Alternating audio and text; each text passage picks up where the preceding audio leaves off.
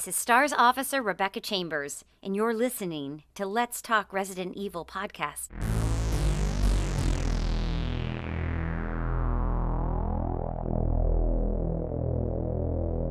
What is going on, everyone? Anthony here, and welcome back to another Let's Talk Resident Evil podcast. And I have a very special guest, none other than Nougie from Resident Evil Challenger. Hello, thank you. Resident Evil fans. Thank you. Thank you so much for taking the time, man. We've been trying to do this for a while, and obviously, in the last couple of years, you guys have been killing it, returning with the streams, the content. It's been a crazy past couple of years, but I think it kind of made a lot of content, possible and stuff kind of happen, right? Like under different stuff going on. It's like, man, we really were just like live streaming and coming back. And I remember when you guys came back, everyone was like, yo, like people were telling me in the chat, because I was always just like, man, like I want Resident Evil Challenger to come back. Like, these guys haven't been around for a while, or, like updated a recent challenge. You guys did one, in 16 or 15? 2015, yeah. 15, right. So it was that one, the last one that I saw, and I was like, man. And then long and behold, you guys literally just showed up, like came back, and you're like, yeah, the OGs are back. We're representing, and we're coming back with a brand new challenge. And that was like, that blew my mind, man. That was really cool to see. How has all of that been? Just like in just coming back, like resurfacing to all the fans that have, still been by your side all these years. Man, it's been an absolute blast. I mean, for anyone who doesn't know about Resident Evil Challenger, just a little bit of a timeline. So we started our content way back in 2005. So like literally nearly 17 years ago. And yeah, we made content when we were teenagers. Me and my co-host Nathan, who I do most of my content with. Yeah, we were just making content whilst we were at school, making it for years and years, on and off, but pretty solidly until 2015. And then we just had a big hiatus. We kind of got to an age where Nathan had his first child, and I was just doing a lot of things with work and other personal things going on. So we had a hiatus for about 5 years, and our YouTube was completely dead, didn't have any content or anything. And yeah, we decided that we wanted to do another 24-hour gaming challenge, which is what we're famous for. That's, what we've been doing since 2005, trying to beat a bunch of Resident Evil games within 24 hours. And yeah, I mentioned to Nathan that it'd be good if we came back and we did another one. And so we started getting everything ready for it. And the thing that we always do with our challenges, we always like making big, exciting trailers to advertise them. And like in the past, we'd make like zombie films or zombie trailers and things like that. Yeah. To kind of get people excited for it and to build up the hype. And we started making the trailer for the 2021. We started making that, weirdly, in March 2020. And so we finished filming that trailer 1 week before all of the lockdowns and everything began. And so, yeah, I had all of this footage for the trailer that I'd made, and then we're in lockdown and just at home, and work was cancelled, Nathan's time was cancelled and everything. And it turned out that when we actually put the trailer out a few weeks later, everyone else was also at home and everyone was looking for something interesting to watch. And I was expecting our trailer to get, a couple of views, or, a few of the old fans would be interested. But man, we got such a great response and everyone loved it. And it was at the time when Resident Evil 3 remake was coming out as well. And so we did live streams around that. And yeah, people were hooked on it. And it was really useful for not only us as a group, but for me, I think personally, like being in lockdown, being in isolation, not seeing friends, not seeing family, and just having a community of people that you can, host to, entertain, have an experience that you share together. Like, man, I'd be a completely different person if I didn't have, that as, to get me through all of those times, basically. Yeah, that's a great point, because that's exactly how I felt, and obviously me and John, when we were during like the RE3 stuff, and the same thing happened over here in the States, and we were just like, well, we were doing the Legacy series anyway. Like, we were trying to beat these games leading up, we started it in December of 2019. So our goal was like, we have to finish this no matter what. And it actually ended up, because we had more time off from work, we were able to crunch and literally get it done, and which was the most fulfilling thing. But then when I saw that you guys were doing that too, and you mentioned something about the community being there, and you're right, like during that time, what I remember is I remember Resident Evil 3, and I remember being really excited because that's like my favorite game of all time, the original. So I was like, man, I'm really stoked. And then I remember you guys came back, and like it was almost like we all kind of just like were working through everything and the lockdowns and everything in a content creative way with the community, that, and it wasn't about everything outside. It wasn't about that stuff. It was just like, let's just game and have fun, and let's just, make some, shitty Resident Evil jokes and just like have a good time. And it was, and you're right. Like I think because there were so many people that wanted to watch content and wanted to get some kind of like escape, I think that really helped for the fans. And like, if that didn't happen, like I don't think our channel would have grown from 6,000 subs onward. You know what I mean? It was almost like everything kind of came together in weird times, but like we were just working through it, and then it didn't stop because we had to cover Resident Evil 3 while everything was still happening. So it was like, it was a very weird time, but it was cool to see like other fellow Resident Evil content creators like yourself like come back and be like, all right, we're going to do this anyway. But like now it's like it just comes together sometimes. It's kind of interesting how it works out. Yeah. Shout out to John if you're out there and you're watching somewhere. When I did my first playthrough of Resident Evil 3, when it came through, did a blind playthrough, and I remember beating Final Nemi, and after I'd finished it, I just made a comment, something like, "Oh man, that final boss fight wasn't that hard. Man, it was a little bit disappointing." And I hadn't watched any other playthroughs. I didn't even know what Inferno mode was at that point. And John just commented on the live stream. He's like, "Just wait until you try out Inferno mode." I was like, I bet it's not that hard. Fast forward to my blind when I did a playthrough of it 6 months later. I just did an Inferno mode run, and I actually had a death counter for how many deaths there was, and we put some predictions on our Discord for like how many times it's going to die, and right. People put down like, I bet he'll die like 20 times, 30 times, 40 times.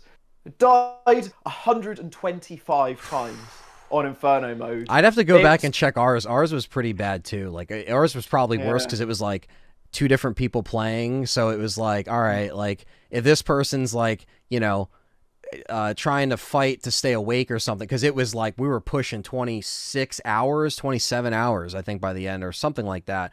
Because it was just like, all right, let's just do it. Literally, the platinum popped up by the end of that stream. It was like we did everything from like start to finish. It was like, it was nuts. So I think when Inferno mode was like, okay, you got to make sure that the dodge was it. It was like, as long as you get these frames down, that you pretty much got it in the pocket, because that's the only way you can get S rank on that and get that achievement or trophy. You have to like literally Jill's just rolling and dodging literally 95% of that run. Otherwise, you're pretty much screwed. So, but that's just how that game works. But Resident Evil 3 Remake, again, that was a very fun that was a fun experience during that time. I think that's the one thing I'll always remember is just like playing it, learning it, and I still like the original over Remake, but that's another discussion. But the Remake era that we're in, again, like it brings a lot of fans together, and that's something that you guys have always done with your community, and going back all the way to 2005 when you have like websites and what did you use to create the website? What was the big one back then? I forget a couple of the names. What was the Come on, what was the website? I forget. I remember there was one that like it was kind of like it was a free one, and I'm blanking on the names. Maybe you guys had different ones for the UK domains, but so it was called Free Webs. Free Webs, okay. And then I think it changed to Webs because I think they realised just how awful it sounded. But yeah, just okay. Free Webs sounds familiar. That might have been over here too. Yeah. So I mean, like you got to remember that I was a 15-year-old.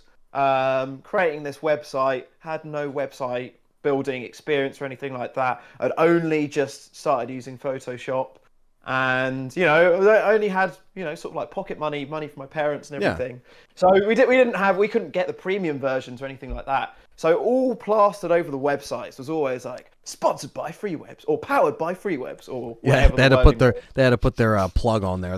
It's like the unregistered hypercam, videos where it always has to be in the corner because it was like a free version or whatever the hell.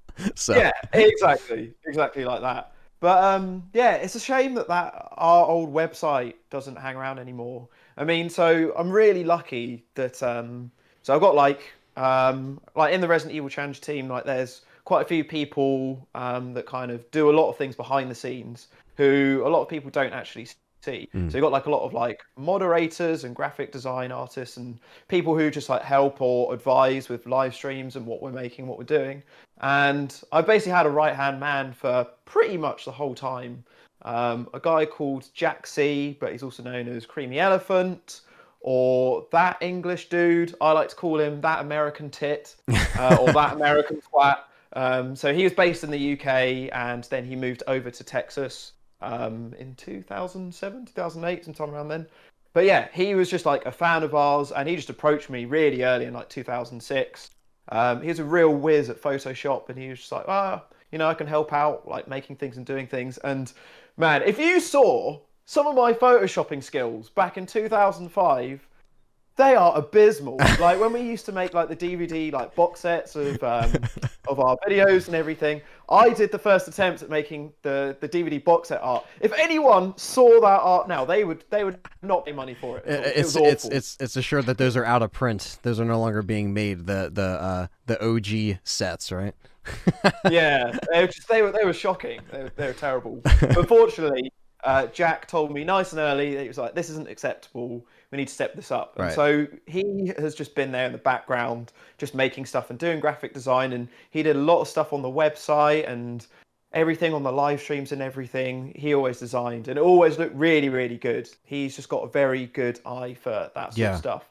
And he also had a big involvement in the all of the mods that have been coming out recently. So he's had he's had a real active role in a lot of our content, and he's not credited enough because you don't really see him in our content. He doesn't like present live streams. Right. He's like the behind the scenes man with the plan, like getting stuff done, being like, "Yo, I'll make this image real quick or do this mod," like, and he'll take the time to do it. It's always good to have people like that in your circle, and having, like you guys always seemed like, again, very community oriented and very close. And even throughout the years of like the different platforms changing and like, streaming going in like all different directions and stuff like that, it's cool that like years later you can still find enjoyment in it, because it's like something where it's like you kind of find, you kind of fall in love with the franchise again sometimes with it, because the community kind of helps that. Because sometimes you can be like, oh yeah, I played this game like 1,000 times, but it gets to the point where you're like, all right, like I can either play it in this mod way, or we can like, meme on it or make a joke, or again, do it in a challenge way, switch it up, do something that's different. So it's not the same old, vanilla game, or it's the same old, like normal run of the mill stuff. So I think that was, you guys really broke some ground there. You definitely were the first, Resident Evil based, community that was like not even on like, this was like when YouTube started, but you guys like did your own thing. You had message boards and everything like that, and that was a big thing too, because like those message boards, there was, like that was kind of like the area of where people would talk in like a Discord room now. So it's kind of relates to that a little bit, you know what I mean? You guys were kind of in there breaking some ground for Resident Evil, because like there was more Resident Evil websites and stuff that came along, podcasts and stuff throughout the years, but you guys were like the first community, especially out of the UK, and especially even before the States jumped on. Now it's like there's a million Resident Evil content creators, which is cool, but you guys definitely, I've always put you guys over as being, if there wasn't, Nougie and Nathan, like there a lot of people. I'm just saying, like, I don't want to blow smoke. I don't want to blow smoke, right? But you got to give credit where credit's due. Like you guys were around doing something different. And then when you brought that stuff over to YouTube, that's how I found you guys. I found you guys through, it was probably 2006, 2007. Like I said, I was a lot younger, but I saw someone else enjoying Resident Evil, but in a different capacity, and really long videos, which, you know, you had to have a director's account back then. This was a different time that a lot of people don't know, right? When bandwidth was limited and there was 10-minute videos, and you guys had a director's account, so you could compile these massive archives of these streams that I couldn't, because again, you guys, not only just for Resident Evil content, but you guys were among the first handful, you know, maybe 20 people, the content creators that were live streaming, doing this so early on. And I wanted to ask you about that process. Like, what did you use? We're going to talk about this. I want to talk about what did you use for the streaming, and how did you have to get around like room blockage, because you couldn't have people all view it, right? It's not like today where, hey, jump in the room, we're streaming. Like, it had to be like people like that you knew that was in your circle, right? Like, how did you manage all of that back then? Right. Are you ready for a little history lesson? Oh yeah. Right. I want to take people back, so let's do it. Let's do it. Yeah, let's wind back the clocks. So, as I said, we started our content back in 2005. Me and Nathan were just friends at school. We used to have like a lot of the same classes together and everything. And yeah, I just got my first video camera when I was like 14, and we just used to use that together, like outside of school. We're big fans of the Jackass TV series, and so we just make our own like videos, like skateboarding videos. When I say like Jackass videos, I mean it mostly be me hitting Nathan with things or throwing things at Nathan. When I'd just be like, well, I'm just going to film it. I'm the cameraman. I can't get hit right now. So that was basically the concept of that. And we used to film loads of things together. And then when he used to hang out at my house, I then got him into the Resident Evil series. And yeah, he got really good at the games. Resident Evil 0 in particular, of course, which he's well known for. Oh, yeah. And then after a while, we were like, you know what? It'd be really fun if we tried to beat the entire series in 24 hours. Because, well, when I say entire series, I mean the GameCube 6 games. Yeah, and at the time, 0. yeah, it was only like a few other spin-offs that, like, you know, weren't on GameCube. The main like essentials pieces that you had it all on GameCube, because they had that run of putting a bunch of stuff out on Nintendo. Yeah, it all looked really nice. It was like 0, RE1 Remake, RE2, RE3, Code Veronica, and 4. And at that point in time, it was like 4 wasn't on any other consoles. Remake, well, 1 Remake wasn't on any other console. 0 wasn't on any other consoles. Yeah. So it made sense to do it on a GameCube. And it looked nice. The GameCube, you know, it was small, but very powerful. The graphics looked great. Oh, that was... it kicked the shit out of the PS2 graphics, that's for sure. Those graphics were top-notch, man.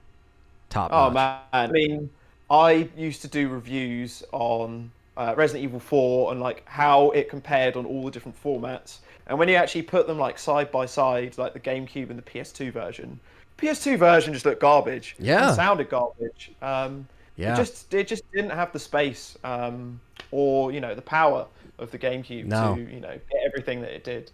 So it was always going to be a bit of an uphill battle. Definitely, yeah. I was gonna say, so like that. So you know, you started with like, you know, just the GameCube essentials, and again, that was enough to kind of get like the story across, and then also to kind of master it. Like, did you guys like? Would you bring like you just started using each other's GameCubes, right? Like one person had a GameCube, and then you had a GameCube, so it was like, all right, let's just, you know, get 2 TVs together, 2 CRTs, old school CRTs, and make it happen, right? Yeah, pretty much. Basically it'd be bring your GameCube, bring your TV, we'll get together at my house or his house and we'll play through some of the games. But with the first challenge, we were like, we don't know if anyone's going to believe us. That we've beaten this entire series. People are going to say you're lying about this, or you didn't do it, or you didn't really stay awake. I bet you fell asleep or you cheated. So we thought that we would film it. So we had some video evidence for it. We sent it over to our friends and everything. And so, yeah, we basically just filmed. It was like documentary in style. Right. We just filmed all of these little updates of, 30 minutes in, I just had my first death, or 1 hour in, about to do this next boss fight, etc. And we just would do that throughout the whole 24 hours and then would compile that into one video. And I did it with the first couple of challenges that we did. And this was before YouTube, right? So this was maybe like 6 months before YouTube or so. Right. And so the platform at the time, and this is me really showing my age. Believe it or not, I'm 32. Most people think I'm younger than that, but I'm actually 32. And so I uploaded it onto Google Video, which is the platform then, and I just left it there. Uploaded the video, and I was going to send it over to my friends. I had the video there, and I didn't realise that when I'd uploaded it, that it was actually public. I thought it was a private link, and so I just came back and checked the video like a couple of weeks later, and I noticed that it had tens of thousands of views. It had like 50,000 views or something, and all of these comments of people like, "Oh, that was great, man. Oh, I loved it. Oh, lol, Nathan blew himself up with the gas canister." All this sort of stuff. Right. And I was just totally taken by surprise. And there were so many people that were like, "When's the next one? Oh, do another one, do another one." And so we did, and it was that kind of fan interaction that spurred us on to make more content. And no one was doing. No one. I mean, there was not. That was before YouTube. There was not another Resident Evil playthrough related video like that with someone either commentating over it or just like, that was just really cool, man. Like that's what really, I think, set the spark to be like, all right, now, then with YouTube, it was like, it just kind of made sense, right? It was like that this is the new platform even before Google bought it. It was just like, that's where all videos were. And that was the gateway for people like myself to find, you, Dead Pit, Angry Video Game Nerd, like like it was like a bubble of channels, and finding something Resident Evil, which was my favorite franchise, like you guys were the first through the YouTube capacity.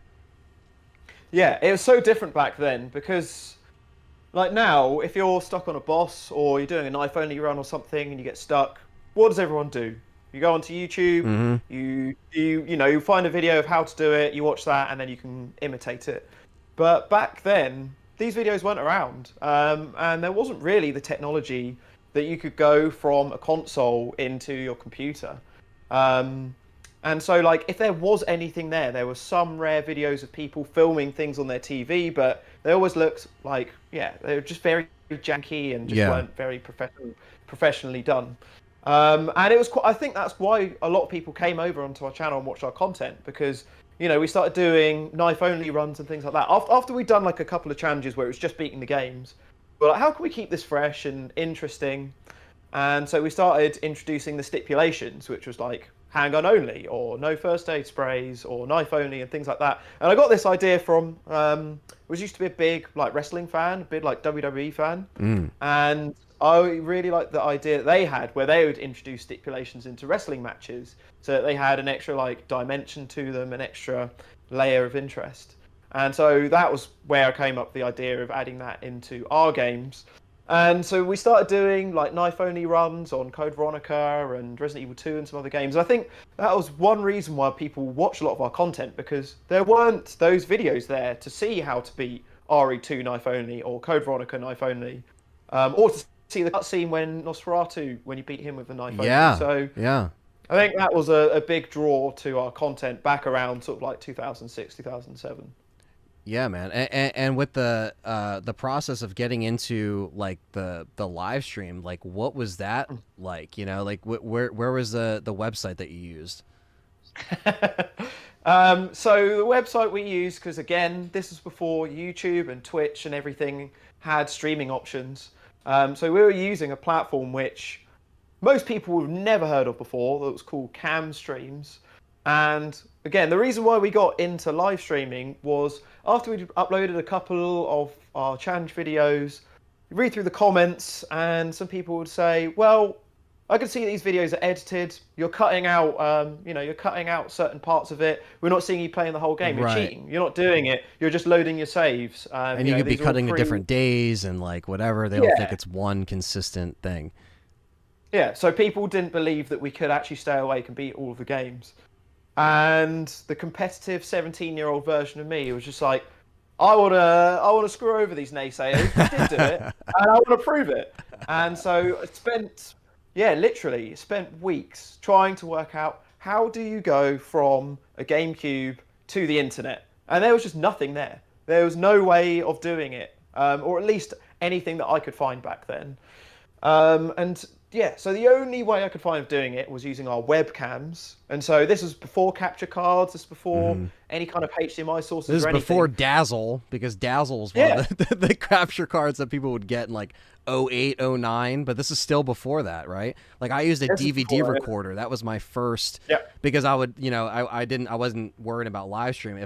Otherwise I would be screwed because I had to record everything to a DVD. I couldn't, I would have to rip it and do all that crap. So yeah, that's crazy. That's exactly how we recorded our challenges, or how we got our DVDs made and digitized.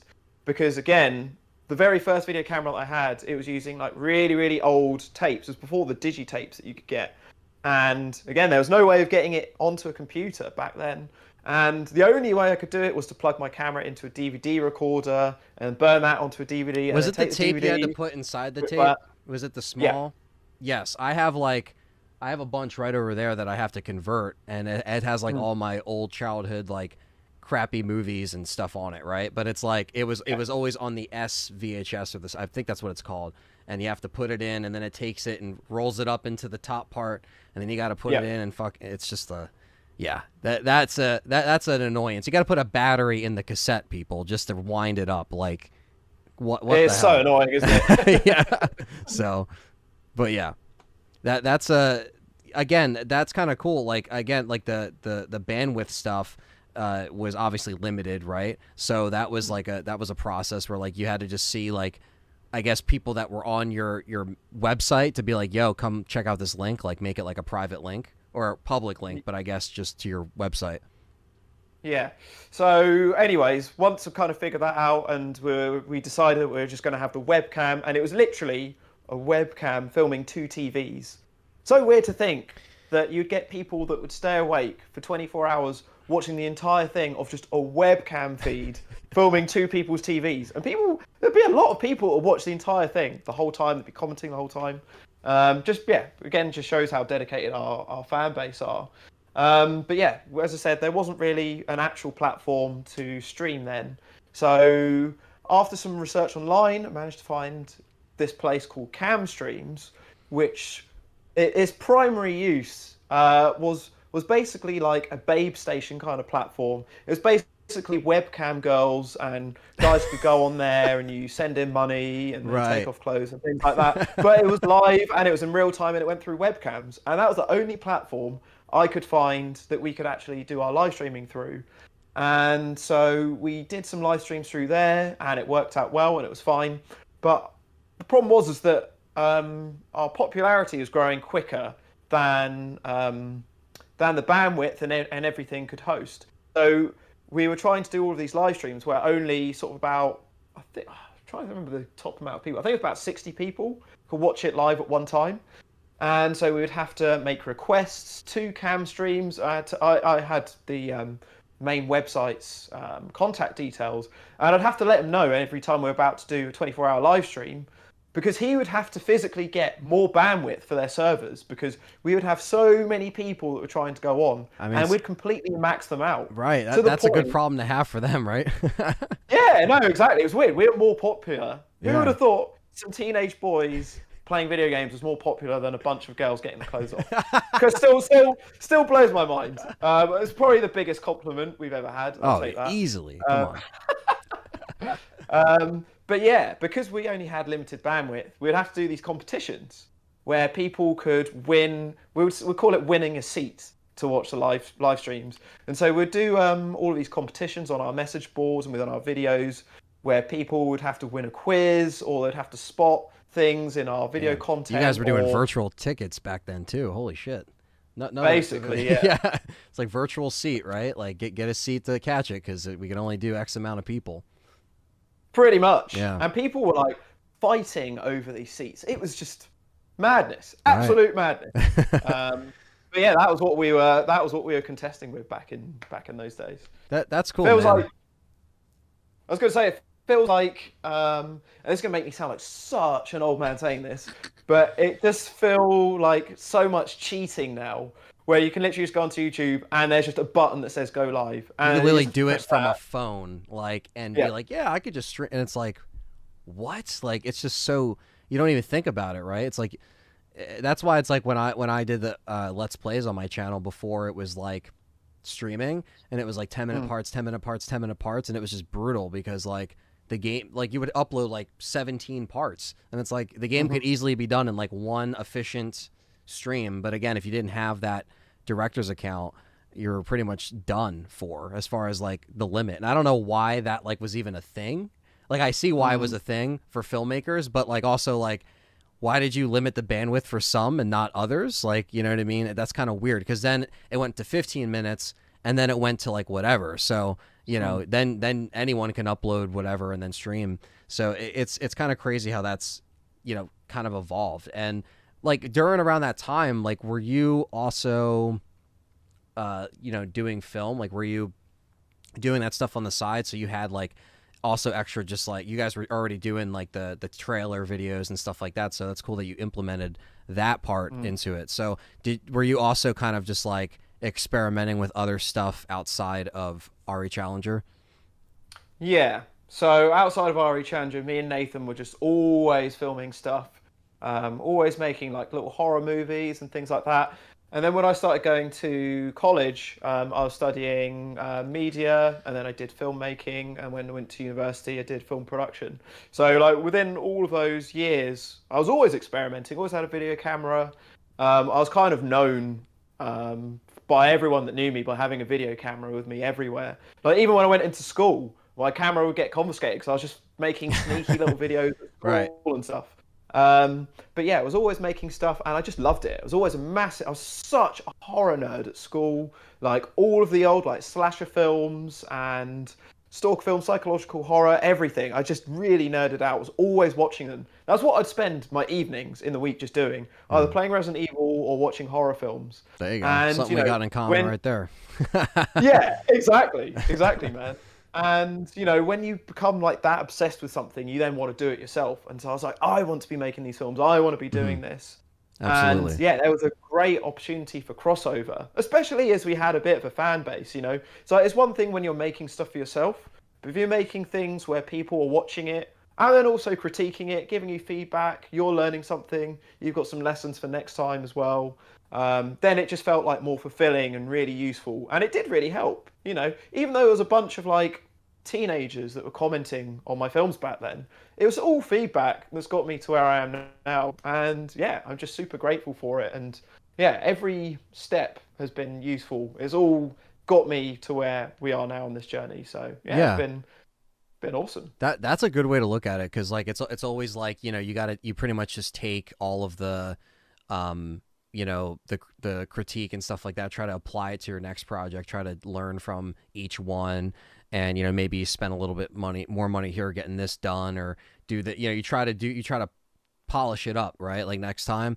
But yeah, that's the one thing I, you know, because back in the day your channel name was just Nougie, it wasn't Resident Evil Challenger. So I always thought that was fascinating, because I was like, oh, he puts other stuff on there, and I saw that you were doing films at one point, and I was like, oh, that's kind of cool though, because you were showing, you know, your fans this other stuff that like you're also like, hey, I'm also doing this too. You know, that's kind of how I always took it, where like, you know, you were like, hey, this is just like, what do you think? Like kind of just throwing it out there.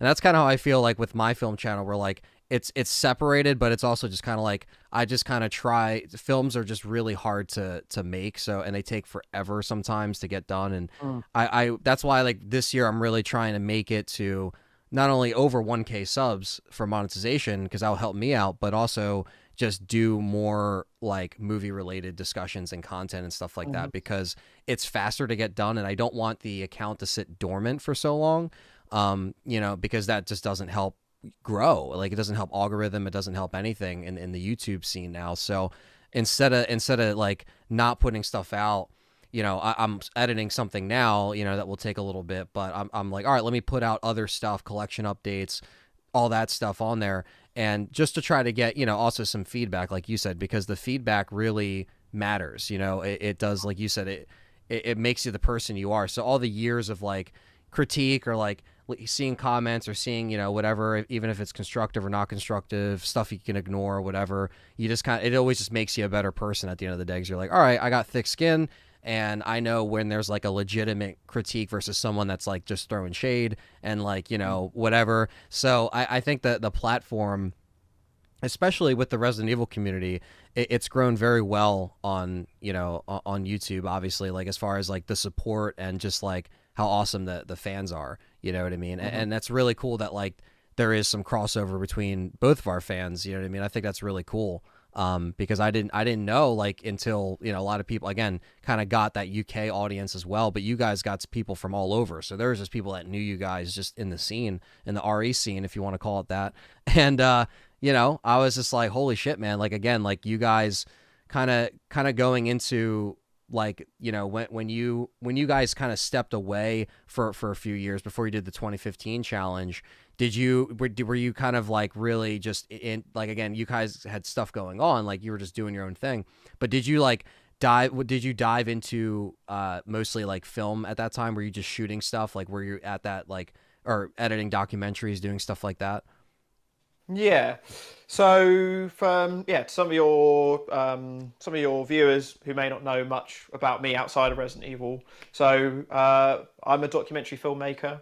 So I work as like a director, cinematographer, editor, drone pilot. Basically, any role in film that you want to give me money for, I will probably end up doing it. So, but yeah, it all comes, as I said, like from when I got my video camera when I was 14 to 32 now.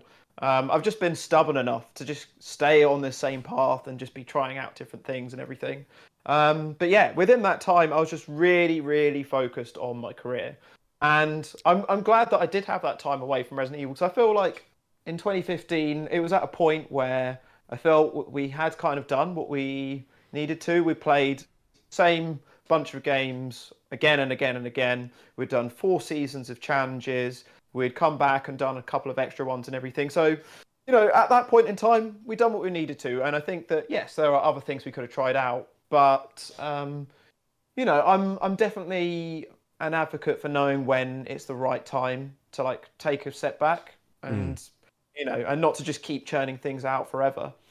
And yeah, that time away was really good. I worked on a load of really interesting documentaries. Like, I shot some documentaries about like women's wrestling and WWE, and did a documentary that I've just finished up now. I shot out in Japan about karate, and That's yeah, awesome. I've done loads. Yeah. I've done loads of documentaries and started up my own company. I've been running for 6 years now, just making films, and got a drone license, and yeah, loads and loads of stuff has been going on. So I needed that time to kind of get my head down and be on it and not be distracted, because it's hard, as you all know better than anyone, it's hard, like, being able to host a lot of this stuff, Right. and to be able to only sort of half-ass it, for lack of a better term.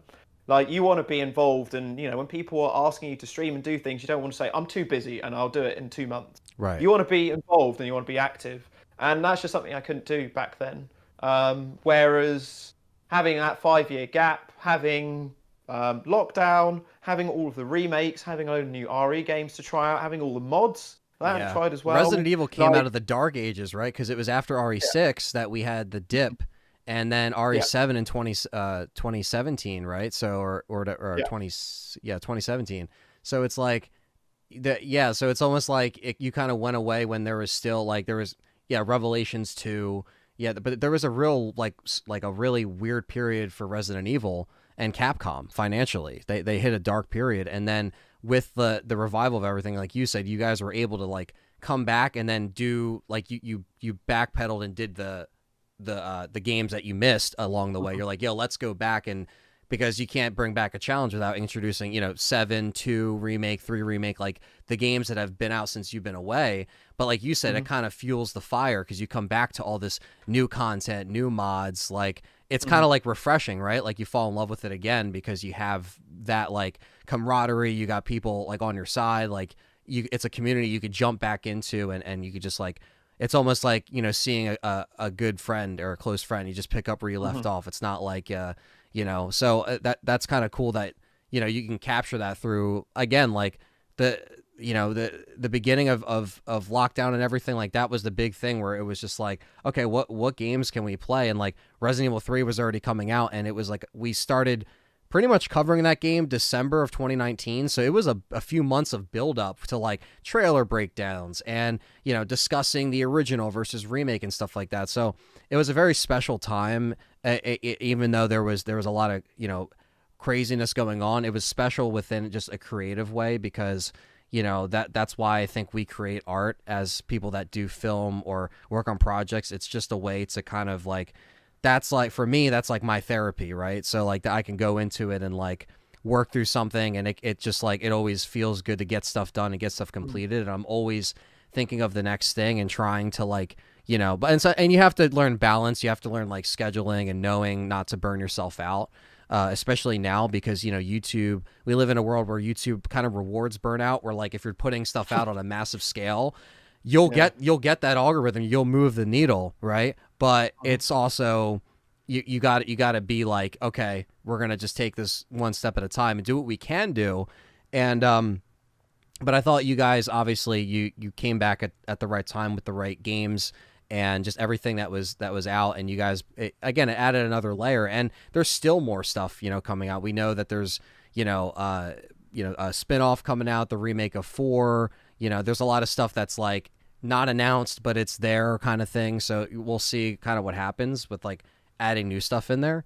But you know, I know that the filmmaking process, and doing stuff like that, and getting that experience, that's cool that you were able to kind of step away and do that, because like, again, sometimes like certain projects or things like, and I'm sure you know this too, like some stuff just doesn't work out at that time. Sometimes you can return to it later, like whether it's a script or an idea or something, and sometimes it just doesn't work out, like, or certain things don't line up for certain things to get done, but you can come back to it, and it might take 5 years, it might take, you know, however long, but when the time's right, the time's right, you know, when you feel like you can feel revamped and just enjoy it, because, and it's easy, and like you said, it's kind of easier now too, like, and now that you've kind of like, you know, I'm sure you're kind of like me, where like all through the years you've just invested in a lot of equipment too, like you've kind of built like your you know, layer of like all your equipment, and like you have your favorite stuff, like you have stuff you use for everything, right? So it's like,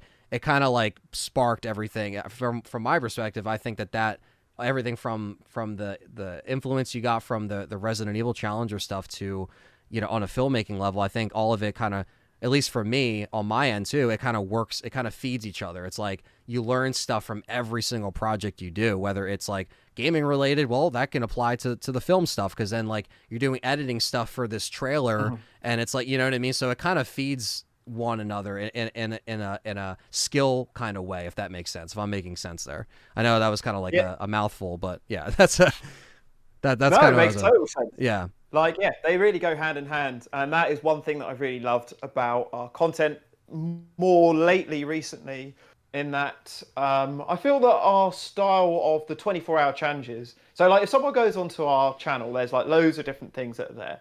So there's like the gaming live streams, which are kind of like what everyone does. You play through a game, comment on it, you do a challenge, whatever. And then there's like our older like challenge 24-hour challenge videos, seasons 1 through to 4, and then there's like various other spin-off challenges that we've done. But if someone was going to come to our channel and start watching something and wanted to be won over, I would suggest like looking at Resident Evil Challenge 2020. So that was like the big challenge which me and Nathan were doing. The first one we'd done in our hiatus about 5 years. And the reason why I like that challenge so much and why I think it's so unique is that the Resident Evil challenge concept that we've got down now is like, there's not really a stylistic thing like it. So you've got like documentaries and you've got 24-hour live streams, or just live streams in general. And this really crosses the two over. So it's like it's really filmed in, like, 'cause I use a lot of my documentary kind of style within this, you know, within the camera movements and how we film it and everything. Like, it's not all just done on a tripod. You know, I really try and involve like handheld camera movement or interesting angles, things that really add to the suspense and how we're feeling and when we're tired. All those things are considered. And I think, but it's also blended in with the actual gaming, which is then going into the gaming live streams and the overlays and the more traditional kind of look. But the blending of the two, again, there wasn't really anything like this. And I kind of had to experiment with a lot of stuff during lockdown to try and work out how it was going to work. Because initially, I was going to just do it how I'd always done. And even though there are capture cards and everything now, my initial idea was to just film it like we always had done. Camera on a tripod and filming it on the TV. You wanted to add the production, though. You wanted to add more of like a kind of like approach it different. Like, if I'm going to do it, I'm going to just do it like again, kind of take those tools that you learned and be like, all right, let me try to apply this here, because we could try to approach this a little bit differently. Like, did you get like a because you guys seem to be rocking what, like you have an HDMI switcher, right? So you can like switch in and out of the video, which is awesome. Yeah. I've used switchers before, but I've never done it for like live, like, you know, being on the ones and twos, like being able to like switch between. But that's very fascinating, because that's something that's like, you know, it, again, couldn't be done years ago. I had to point a webcam at two screens, and here you are, like kind of being like, you know what, we're gonna do this. We're stepping it up, and again, each kind of challenge shows that growth. But that's kind of cool that you're like, all right, let me add something new here. Yeah. So I mean, with that 2020 challenge as well, that one was that was a real technical hurdle to work out how to do it, because as I said, there's the whole documentary side of things.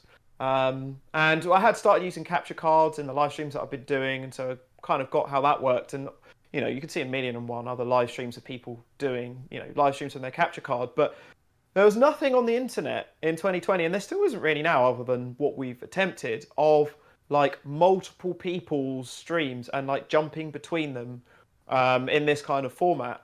And so the first one we did, I wish I had a photo of the setup, but there was just so many HDMI cables going. So there'd be like the capture card and the camera and the webcam and the audio, and then the laptop, and then there'd be Nathan's TV and my TV. And if you think it's stressful enough, like trying to stay awake and beat 4 Resident Evil games, some knife only, some with no healing items, all of that, whilst managing a live stream, but then also trying to manage all of that technical stuff. And you'd see in the comments, people would be like, oh, how's Nathan doing his live stream? And you've been awake for, say, 20 hours. And you're there just looking at a bunch of cables like, so Nathan's cable's this one, and I need to unplug that, but if I unplug this, I might break the whole thing. It was... no. So it was just like, stressful. yeah, again, trying to deal with that, and then, being like, all right, great, this is going to work now. But then when we go live, again, something can go wrong. Like, that's how it always is for content creators. It's like, sometimes like you think you got it, and it'll work 99.9%, but that 1%, you click the live button, it like the fate or something out there knows, like, yeah, we got to screw up that stream somehow. We got to put in, we're going to make this audio cut out. Or like for us, like, we fucked up on the Village stream because we didn't cut, we were stupid and forgot to cut it off before the 12 hours, where YouTube would cut. Oh, yeah. It would gut that video. So unfortunately, no one has our first reaction, not even us, because we didn't locally record it like fucking idiots, but no one has our like final reaction to like going down in the basement and reading the files about Spencer and Chris and all that. Like, that's gone. It's just like, if you were there, it was there kind of thing. So it was just like, and we knew this back in 2020 when we did the Resident Evil 3, and we were able to like break it up and do this and this. But like, it was still, it just, I don't know why we overlooked that, but it was just like, who knows? Maybe we were just like, Oh, don't blame yourself. Blame YouTube, man. Because we got burnt of that with our 2020 challenge as well. I didn't know about that 12-hour cap. And so we had everything running for 24 hours. Fortunately, it was all being recorded locally for the highlights edit we're doing later. But that's the key, man. Always just have something backing it up while something else. Yeah, just, it's crazy. Yeah, but I was just so gutted, because I was like, I could go back, watch the live stream, see how it all went. And I went the following day and it was gone. You go 1 minute over 12 hours, YouTube cuts it. So like now it's kind of annoying that every 24-hour one we do has to be in like odds. And so like we're running against the clock trying to beat all these games, and we'll be like, if you just wait 5 minutes, we're going to pause the time as we change over to part 2. And please come over to the room. Yeah. It's like just really interrupts the flow. Yeah, it's like, what the hell? It also separates the wheat from the chaff, because that's when you know when people have fallen asleep. When you're moving over to another part, and then like only like 70% of people go. It's like, you're just like, damn, they checked out. They're asleep on their keyboard. Yeah, somewhere. That's the thing too, man. It's like, that learning that too. Yeah, I think that's when I learned it too in 2020, because that was the first like ever 24-hour like live stream that I've done. That was we did RE2 remake, but with that, I think we did it. I think I had a problem with that with Resident Evil 2 Remake, but I think we took a break for that one anyway, so I think we didn't run into the issue. If it's for some reason, of course, RE3, like that was like, okay, let's try to stop. So we did it because I think one of the legacy streams that we were doing before, because of the Legacy series. We found out about that 12-hour mark because Remake or something happened, and like, no, Remake got muted. Remake, for some reason, the archived first 30 seconds audio, rest muted. And so that's just gone forever. So like John restreamed it when I was away for my birthday that year. That was February of 2020. He just kind of restreamed it as like, hey guys, this is just like an extra whatever. So he held it down for that. But we were just like, why did this happen? And again, not locally recording it. We just didn't, but so, and then with another stream, yeah, it was the 12-hour thing. So we kind of knew ahead of time of RE3, yo, let's stop it and then do it. But it was still like, why do you have to do that when like, I don't know if Twitch gives people that issue, but we weren't on Twitch anyway. Like we were just like staying on YouTube at that point because we tried doing both. Like you can do things like restream and you can stream this both simultaneously, but we would never get any views, and YouTube was where the home is, It's been around for a while. You reminded me of a good point that I actually owe you guys quite a lot of credit, because I remember just as we were about to come back after that hiatus, I had a really nice call with you and John. We were like introducing each other, and we were like talking about all our content and everything. And I was just saying to you guys, because this was literally like just as we were coming back, I was like, oh, well, I've been streaming on Twitch, but it doesn't really seem to be catching on fire. And you guys were like, why don't you just stream on YouTube? You've got all your subscribers there. And I was like, can you really stream on YouTube? I don't really know much about it. And you guys convinced me to do that. I would still be kicking Twitch down the road at the moment, and it would have been rubbish. Well, at least for us, it wasn't the right place. But YouTube, like, I've loved it. I mean, apart from those things, and apart from how annoying they are with super chats, we had to move our platform away from that. I'm sure you've experienced it, but just that's weird that they did that with the super chats on you guys, because we were getting donations pretty consistently too, but they never like flagged anything, and that's very strange that they did that. You know what I mean? But I guess it's weird. So yeah, go ahead. Basically, what happened was that YouTube has this weird rule that you're not allowed to repost any content that you've already posted before, which I can understand.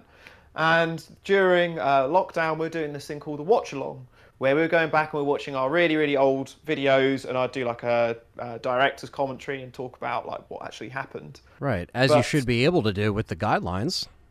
Yeah, and also I'm not the only person that's done that. Loads and loads of people have done it on YouTube before. But they took an issue, and that because there was videos that were already on our channel appearing in this video, even though they're brand new and were featuring all this new stuff. They said it was against the rules and took away all our super chats. Oh, so it wasn't so much the super chat itself, it was because of a piece of content that you just wanted to do for the sake of adding some insight, adding some director's input, some behind the scenes, if you will. And they were like, can't do that. It's my content though. If I want to talk over my content, then what's the issue? Yeah, I've had so many issues with YouTube. So yes, I've been giving them a load of positive feedback, but I've also had quite a few run-ins with them. Yeah, I know that conversation we had. I remember that conversation. I remember you shared the teaser, and it was really exciting to see that. And and I remember us telling you, putting YouTube over, because also, again, like right now, I think it's if you already have at least an established platform on here or a fan base, I think it's an easier place to be.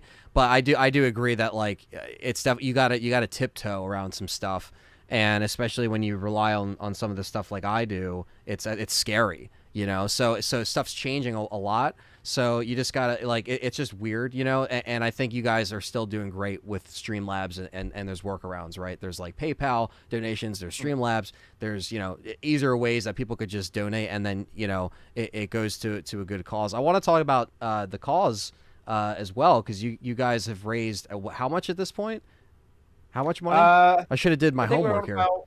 That's all good. I think we're on £18,500. So yeah, we're getting very close to 20k, which has been raised now, and yeah, we've basically been doing it for two charities. And so the first charity was this charity called NHS Heroes, or now known, they've rebranded since then. They're now known as the Healthcare Workers Foundation, but when we started fundraising, they're called NHS Heroes.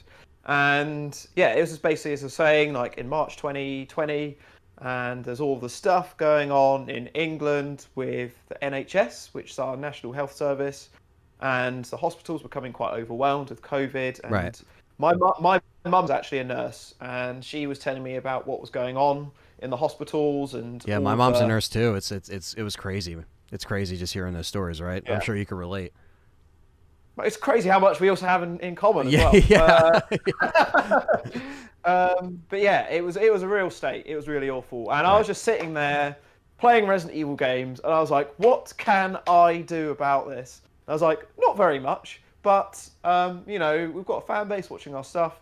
If people want to drop £2 in, £5, whatever, if I can raise £300, I've done something. I've helped someone out. That'd be great." Right, and you can do And it by just sitting at home. Like, it was a way to do it, like, safely and just, like, in a chill way to be like, hey, everything can be done right here. Again, that's another great way that our you know, the internet and technology is kind of advanced, right? Where it's just like things are so easy to set up, so you didn't have to, like, you'd be like, all right, we can actually do this, and it worked out. It lined up with your with the challenge and everything. Yeah, exactly. It was really straightforward to set up. And so I set it up, and I try to remember the very first challenge which we took donations for. I think it was it's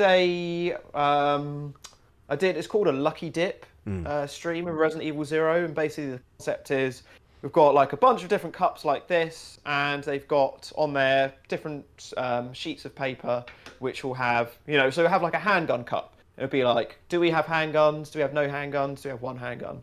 Do we have first aid sprays? Do we have just herbs? Do we have no healing items, etc.? This be for like health, weapons, costumes, and everything. And you go through and you pick out what you're doing for each weapon category and everything.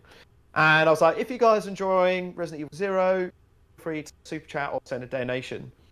And at the end of that live stream, I think we'd raised like £600 or something. Wow. And I was like, what? How have I raised this much money from just me sitting here playing Resident Evil Zero? Like, that was the most amount of money I've ever made. It was crazy. Right. And yeah, so then I kind of saw that there was an opportunity there. And it was not that I needed an incentive, because I really enjoyed what I was doing. And, you know, as I said, it was like a nice project to really sink my teeth into during lockdown. But, you know, when you're kind of making that kind of money for a good cause, it was like such an incentive. And yeah, really lit a fire under us all to do a lot more live streaming. And so we ended up raising £10,000 for them. And then we've been basically, when there was and I'm going to try not to get too political about all this, Right. but when there was the whole George Floyd incident in 2020 as well, I also felt like I wanted to do something about it. And so I wanted to, and also just like hate crimes that go on online and with gaming and stuff. Yeah. See it all the time. People just being horrible to each other, saying nasty things, and the effects that it can have on mental health, breaking people down. It's just like so unnecessary. And a big part of it just comes from education and awareness. People just need to be aware of the effects and how the things you say and you do to people can really affect them. And so, yeah, we saw this charity called Stop Hate UK, and they go into different schools and try and educate children about the effects of hate crimes and online what's going on. And they also just try and help victims, so people, you know, that have suffered from hate crimes, to try and help them. And so, yeah, we use them as our next charity, and so they're the one which we're fundraising for at the moment. And yeah, coming close to another 10,000 raised, which is cool. So, yeah, just again, the community never ceases to amaze me. Yeah. Yeah, no, exactly, man. That's what I'm saying. It's a cool time to, you know, appreciate, like, you know, each other and what we do have, and the community, like, really focus on the positive, because like you said, like, you know, we're supposed to be in this for the fun of it, not to, you know, be mean to each other or be toxic, you know what I mean, online, because just because it's online doesn't mean that it doesn't affect people, you know what I mean. And it's just like people that like love gaming and just want to like chat and talk about stuff, especially something like so like love like Resident Evil, where it's like 25 years old, going on 26 years, and it's like it's still growing, right? So it's like the community, it's almost like it happens in a vacuum, because it's like a niche like game, but it's like it's a big franchise, right? So I always think that like people kind of underestimate like how, you know, the fans are, like how dedicated they are. And even if they don't like, you know, new game this, new game that, or they like one trilogy over the other, right? There's always those conversations. You can have debates and civil discussion about it because everyone feels different about each game. But that's what makes it unique, right? It's like if we all thought the same and felt the same, then it'd be boring. It's cool to hear different sides of stuff, being like, oh well, I hate RE4. Oh well, I love RE4. Like, yeah, like I don't hate it, but I'm saying like someone would say to me like, well, I fucking hate RE4. I don't know why you like it. And I'm like, well, I think it's one of the best games ever made, but I don't think it's the best Resident Evil game, you know. But some people would say it is, right? So that's just an example, but it's just I like the fact that we have fans, both of us, that like it's a cool discussion, and it keeps going because it passes so many generations of fans. I think that's the biggest thing, right? It's like people are going to stumble upon our videos and be like, holy shit, you know. Some people would comment, and I'm sure you've gotten multiple over the years, being like, oh, I got into Resident Evil because of you, or because of the content, right? And that's really cool because it really unlocks, you know, something different that they, you know, survival horror is very unique, and especially the old school way of playing Resident Evil. So you hope that they find it however which way, whether their gateway is RE4, because that's the biggest one. That's the biggest like gateway, I think. Everyone talks about RE4. It's on VR now, so like more people are talking about it, and the remake's coming out. So I think that will always be the top one. For you, what was your gateway into Resident Evil? What was the one thing that kind of that sparked it off for you? Was it just like a friend coming over bringing the game, or did you just like see it in a magazine? Like, what was your like first experience with Resident Evil? So PS1, in my opinion, is the greatest console of all time, at least for me. I agree. So many great memories. Yeah, like so many great games. I love that console. And I was just really lucky that my mum just didn't really care what I was playing. So I was just like 6, 7, 8 years old. And I was just playing like Grand Theft Auto and Exhumed and Doom and just loads of like gory, violent games. And my mum just didn't really care, which sounds awful. But again, I'm grateful for that lack of parenting in that aspect. Yeah. But yeah, basically, my friend of mine called Jordan, also known as Guardian J in our community, he used to live like a couple of houses down from me, and yeah, he got Resident Evil 1 in 1996 when it came out, and I went round his house to go and play it, and we would have to play it together because it was so terrifying as well. 1996, yeah, I'd have been six years old. So as a 6-year-old. Playing Resident Evil back then for the first time was terrifying. Like the first zombie that you see, you know, the cutscene with a zombie that's just like eating away at the corpse. Yeah. Like that gave me nightmares. The way that he just turns his head around and the blood around his mouth. Oh man, it literally sends like chills down my spine thinking about it now. And so yeah, we would like get together and we would have to like play it in company because it was way too terrifying to play it by yourself back then. And we didn't actually finish Resident Evil 1 because it was so terrifying. Like it was just a little bit too intense to play to the end. We got quite far through it, but we never actually finished it.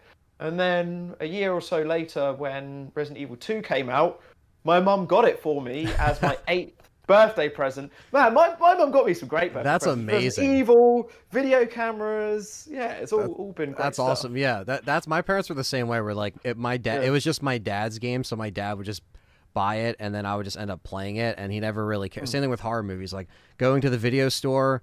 I remember my mom let me buy Scream 1 at Walmart. I remember this to this day, and it was like $8 or $9, and it was just on the rack by the register. And I was just like, "Can I buy that?" And she's just like, "Yeah." And then like the first scene is like, you know, the boyfriend getting like, you know, gutted with Drew Barrymore or whatever, and she's like, "Yeah, just go watch this upstairs. Don't watch this in the living room." Like, because I think there was like someone over or something. She's like, "Yeah, get this out of here." Like, but she didn't care, right? It was just like I knew it wasn't real, so I wasn't like I knew it was fake. I could distinguish between the two, and like but it was a fun like you mentioned the fear aspect of it when you're younger, and that's a big thing. Like the fear aspect of like not like that's what makes you want to know what's behind the doors in Resident Evil 1. Like, what's behind us, but we don't want to see, but you kind of want to see, like, you're curious. And that's what's interesting when you're young and you have that mindset. And you said going at 6 years old, and then 7 years old, you got RE2. Like, experiencing all that in those ages where, like, you're also becoming a gamer and you're playing all these different things. Like, I can see how that lies within your roots of just growing up, right? Just like for me, it was like stumbling upon Resident Evil because my dad had it, but then finally like 3 was the first one that like I was able to fully play through further because it was easier. So I kind of latched onto that a little bit, but also I would watch my dad play 3 even though I was a lot younger, but you know, see Nemesis just like terrify him. And it was just like, you know, that kind of changed it forever. I was like, man, these games, like, these are actually frightening people. Like, this is something that's like again, that and horror for me, like horror films, that's what kind of went hand in hand. Cause it was like, I always just liked that idea of being scared and like not knowing. And sometimes less is more. Like you have films like, you know, Texas Chainsaw Massacre, where it's like, they show you some stuff, but it's not, it's still just like less is more, right? It's more effective than like everything nowadays that has to be brutal and gory and whatever. Like, that's cool. But like there was something about like even the PS1 graphics where it was minimalistic, but it added like a creepy weird factor to it. Also because like, yeah, PS2 was coming out around like after, by the time the third game came out, and Code Veronica on Dreamcast was like, holy shit. Like that I'll never forget. Playing Code Veronica, coming home with that and popping in the Dreamcast, I was like, I mean, number one, everyone called that game Resident Evil 4 back then, because you're thinking, holy shit, this is the next generation of Resident Evil. It's fucking fluid, and it's like, and like I remember that vividly too, like that being really like, even though it was hard and I never beat it until years later because I gave up on that game. That game was challenging for me. Like it still is. Like I still suck at it. Like I'm trying to get better. Like you guys are killer at it, but I can't. Like I have to still get up to that level because I avoided it for years because it was just fucking hard. Like that's one of the harder Resident Evils. Yeah. I mean, I'll come back to Code Veronica shortly. Oh, yeah. Absolutely love that game. I love it. And yeah, I mean, I totally agree with you about all of that. But like going back to like 1990, well, this would be 97, 98 sort of time, Resident Evil 2 came out. And then that was the first Resident Evil that I actually finished. And I think because it wasn't as scary as Resident Evil 1, I felt that it was a bit more. There's a very small injection of action that made you feel a bit more powered, and you know, because like, especially when you're playing as like with Jill, it's like fine because you've got the bazooka, but she's so vulnerable. It only takes like 4 hits or so to die. So like you feel very vulnerable and you're very aware of being hit. And then with like Chris, you don't really get the same kind of firepower, so then you feel kind of weak to the enemies. Whereas Resident Evil 2, you can take a lot more damage. You get way more stronger weapons in it. There's a lot more weapons in it as well. And just the way that you move, you feel like you're in more control, it's a bit more fluid. So I just wasn't as scared of Resident Evil 2. But it was the perfect balance in that I was still scared, but enough to make me want to see it through to the end. Where Resident Evil 1, I was just like, this is too much. Yeah, I'm tapping out here. Yeah.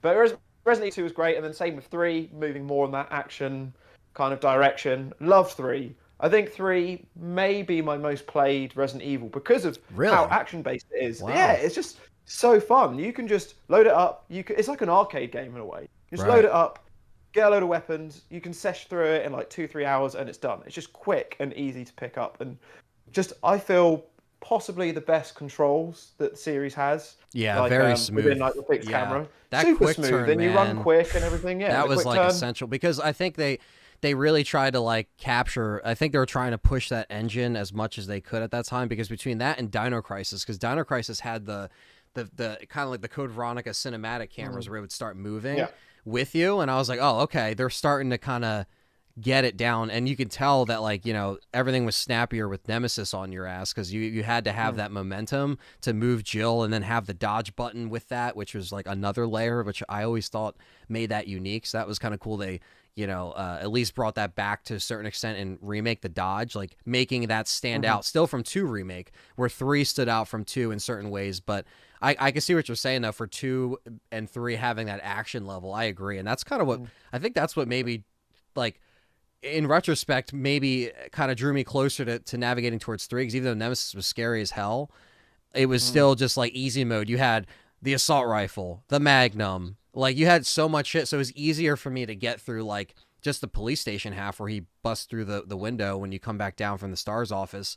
It's just like, you know, it's those little things that you grasp on as when you're growing up playing those games that you're like, okay, because you want to beat it, but also like back then, like, and someone mentioned this in the comments, I was talking about it on my RE4 memories video, where I love that video, by the way. Oh, that thank was you. great. No, yeah, I really enjoyed that. Yeah, man. I just kind of wanted to share my experiences, and I know everyone else has different, you know, different experiences with RE4, but yeah, no, like that's what's cool about sharing it. Someone said in the comments, they were like, you know, back then, you know, when you were stuck unless you had, you know, a guidebook, obviously, or you had, and my dad always had the guidebook, so that would help me out. But even then, if you screwed yourself in a situation where like the guidebook can't help you, because that's what happened with me with RE4, but even the previous Resident Evils, it's like I had the guidebook, so yeah, you could solve the puzzle. But if you like blew all your ammo on like, you know, 2 or 3 zombies, you're kind of screwed because you won't get that back or whatever. So it kind of taught me like to minimalize and be like, okay, like it kind of teaches you that, because it's not handing you, like RE3 kind of handed you it, but it was still hard. But I feel like certain difficulty levels nowadays are very easy, where back then it was like even easy was still kind of a challenge. It's very different nowadays, I feel like. But those older games had, again, that kind of difficulty wave. And, you know, adding, again, like, you know, different stuff to 3. And then Code Veronica was like, hey, we're going to make this harder. Like, we're gonna make this a longer game. It's going to be 2 discs long and 1 scenario, but it's going to be fucking...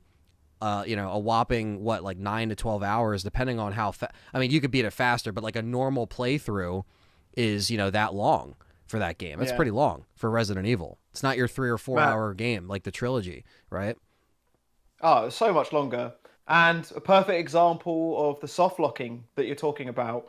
I think that most people will agree with me on their first playthrough on Code Veronica.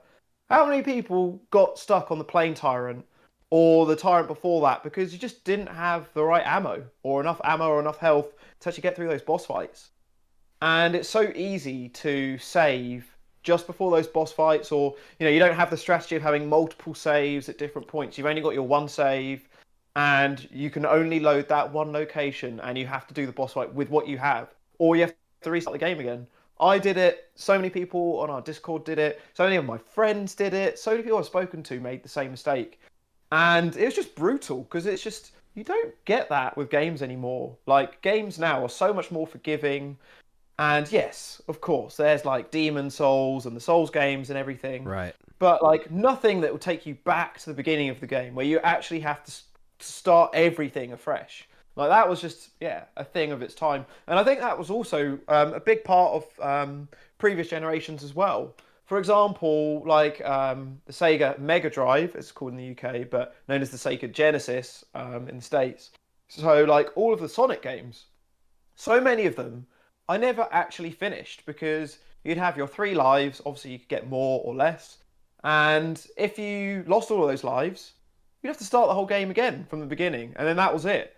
And that was just kind of the generational thing, is that you had to be good enough to make it to the end to see the finish. And it didn't cater for people that weren't hardcore enough. So, yeah, it's totally a generational thing. Maybe it was a little bit hard on us, though. Like, I think it probably pushed people away from things. I wonder how many Resident Evil or potential Resident Evil fans that could have been into the series but weren't, because they soft locked themselves out, or, you know, they just couldn't get past certain sections. We've had it before.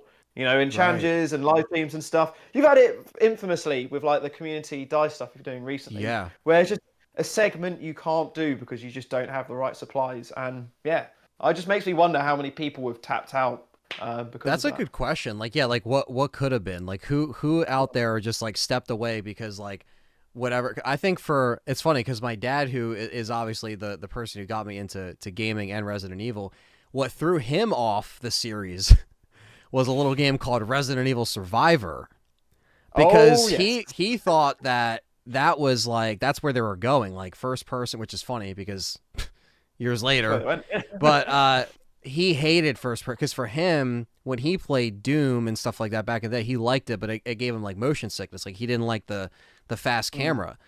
Now he can play Call of Duty and stuff like that and all that stuff, and you know he's still gaming in his 60s. You know, God bless him. But it's funny that like it kind of shifted. Like he saw Survivor. Not only was it a shitty game, but it was like a very piss poor way to do a Resident Evil first person game. And it's not even like the worst Resident Evil game because it's playable, but that threw him off. And then for me, it's like I kind of stayed on because me and my brother had the Dreamcast. And then when Dreamcast kind of went away, it was like, oh, the PS2 era is here. And we're going to have, Dead Aim, which was, again, something I bought and then... Don't talk to me about Dead Aim.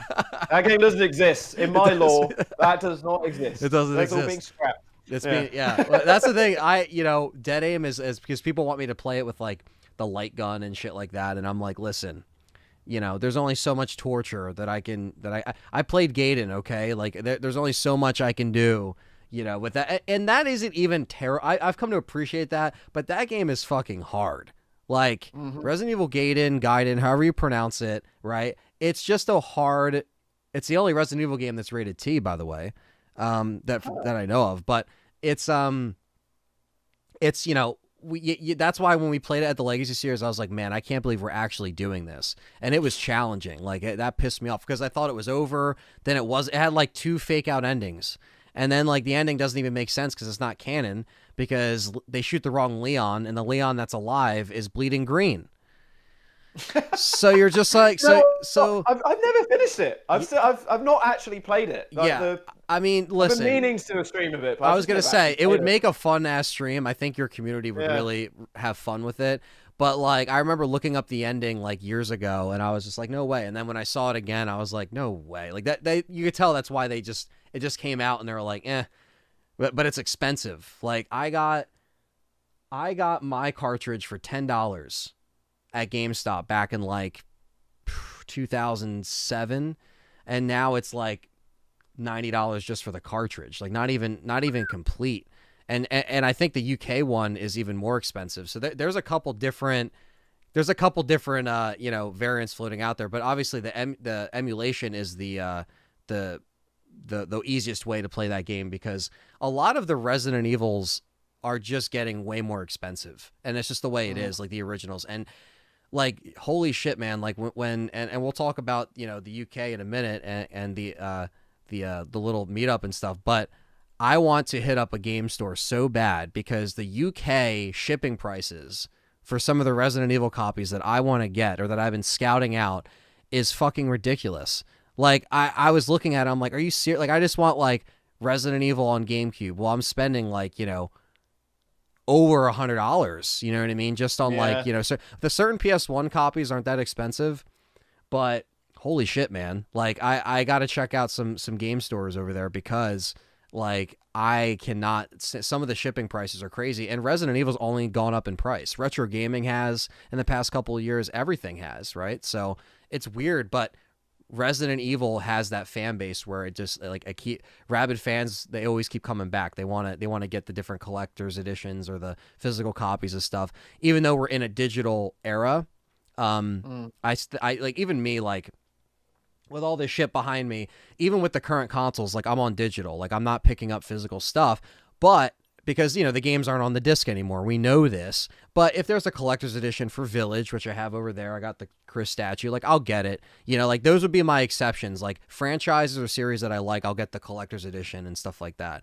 But I usually try to collect stuff that's on the disc, movies that like, have special features and stuff that's, useful on the disc, like, because in my opinion, I think special features and commentaries, like that's film school for a lot of people. That's how you learn the kind of the insight of filmmakers, and it's extra layers of stuff that people like us appreciate. Where like if you just watch it on Netflix, you get the movie and it's done.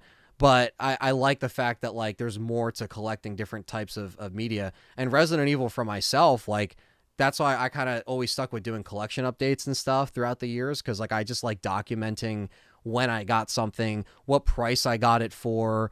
Obviously, the different times 10 years ago, like Dead Aim, you know, I could get for $12. Now it's not like that. You're going to be spending, you know, $60, $70, maybe even more now. I don't even know.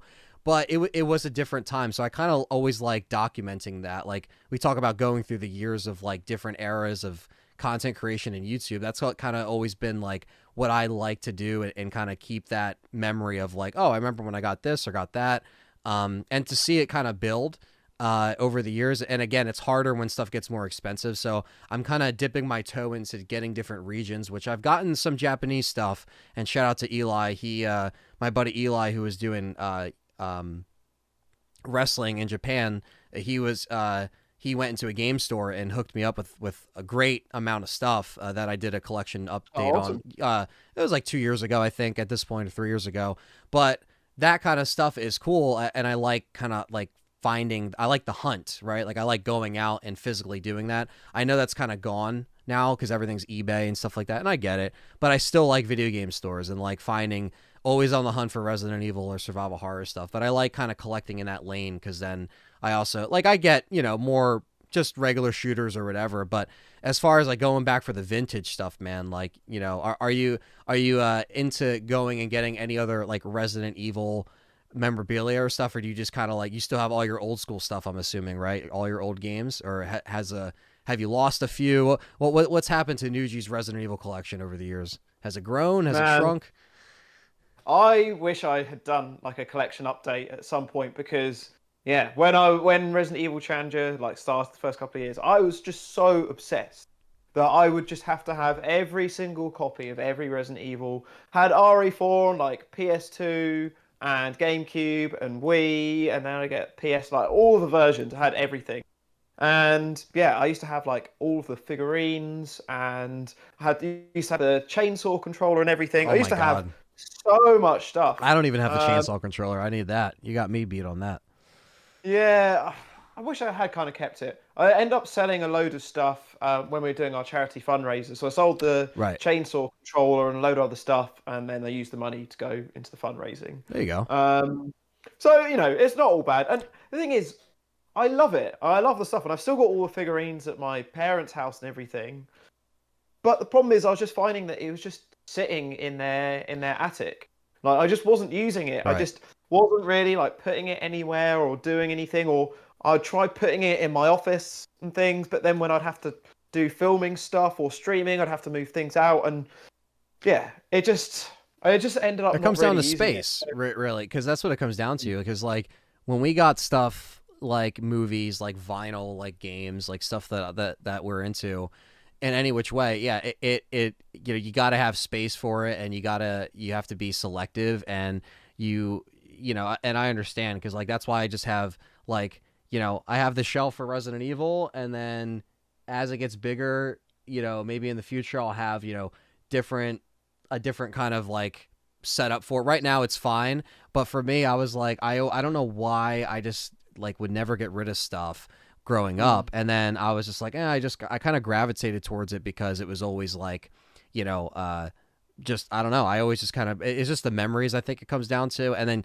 getting stuff that I never had, or getting rare stuff, you know, was just always kind of cool, because I always saw it online growing up, and I was like, oh well, it's not that bad, and then you see it go up in price, you're like, holy shit, I'm happy I got some of these copies when I did, because you know, it's like you couldn't even afford them now, like, because it's like double triple the price. It gets insane. So do you have like your like OG GameCube and those copies, or did you you still have them? Don't worry, man. The original GameCube's still there. So my GameCube is my longest lasting console ever that I've ever had. So from the challenges from 2005 to 2015, all of those challenges have been using my GameCube. That's amazing. And all those challenges were like 24-hour ones, so you know it was on running for a long time. And it still works now. I recently went back to my parents and played it, and all still works. I've still got all of my old GameCube series. Like again, I saw how much the value of it was on eBay, and I was like, "Ooh, Yeah. can make a pretty penny here." Oh man, the But I GameCube were can't. low prints, man. They're low prints. Yeah. You know, they didn't do a lot in the States or the UK. Very low prints. Yeah. Of 2 and Yeah. 3 mostly, and Code Veronica. Those are like the big ones.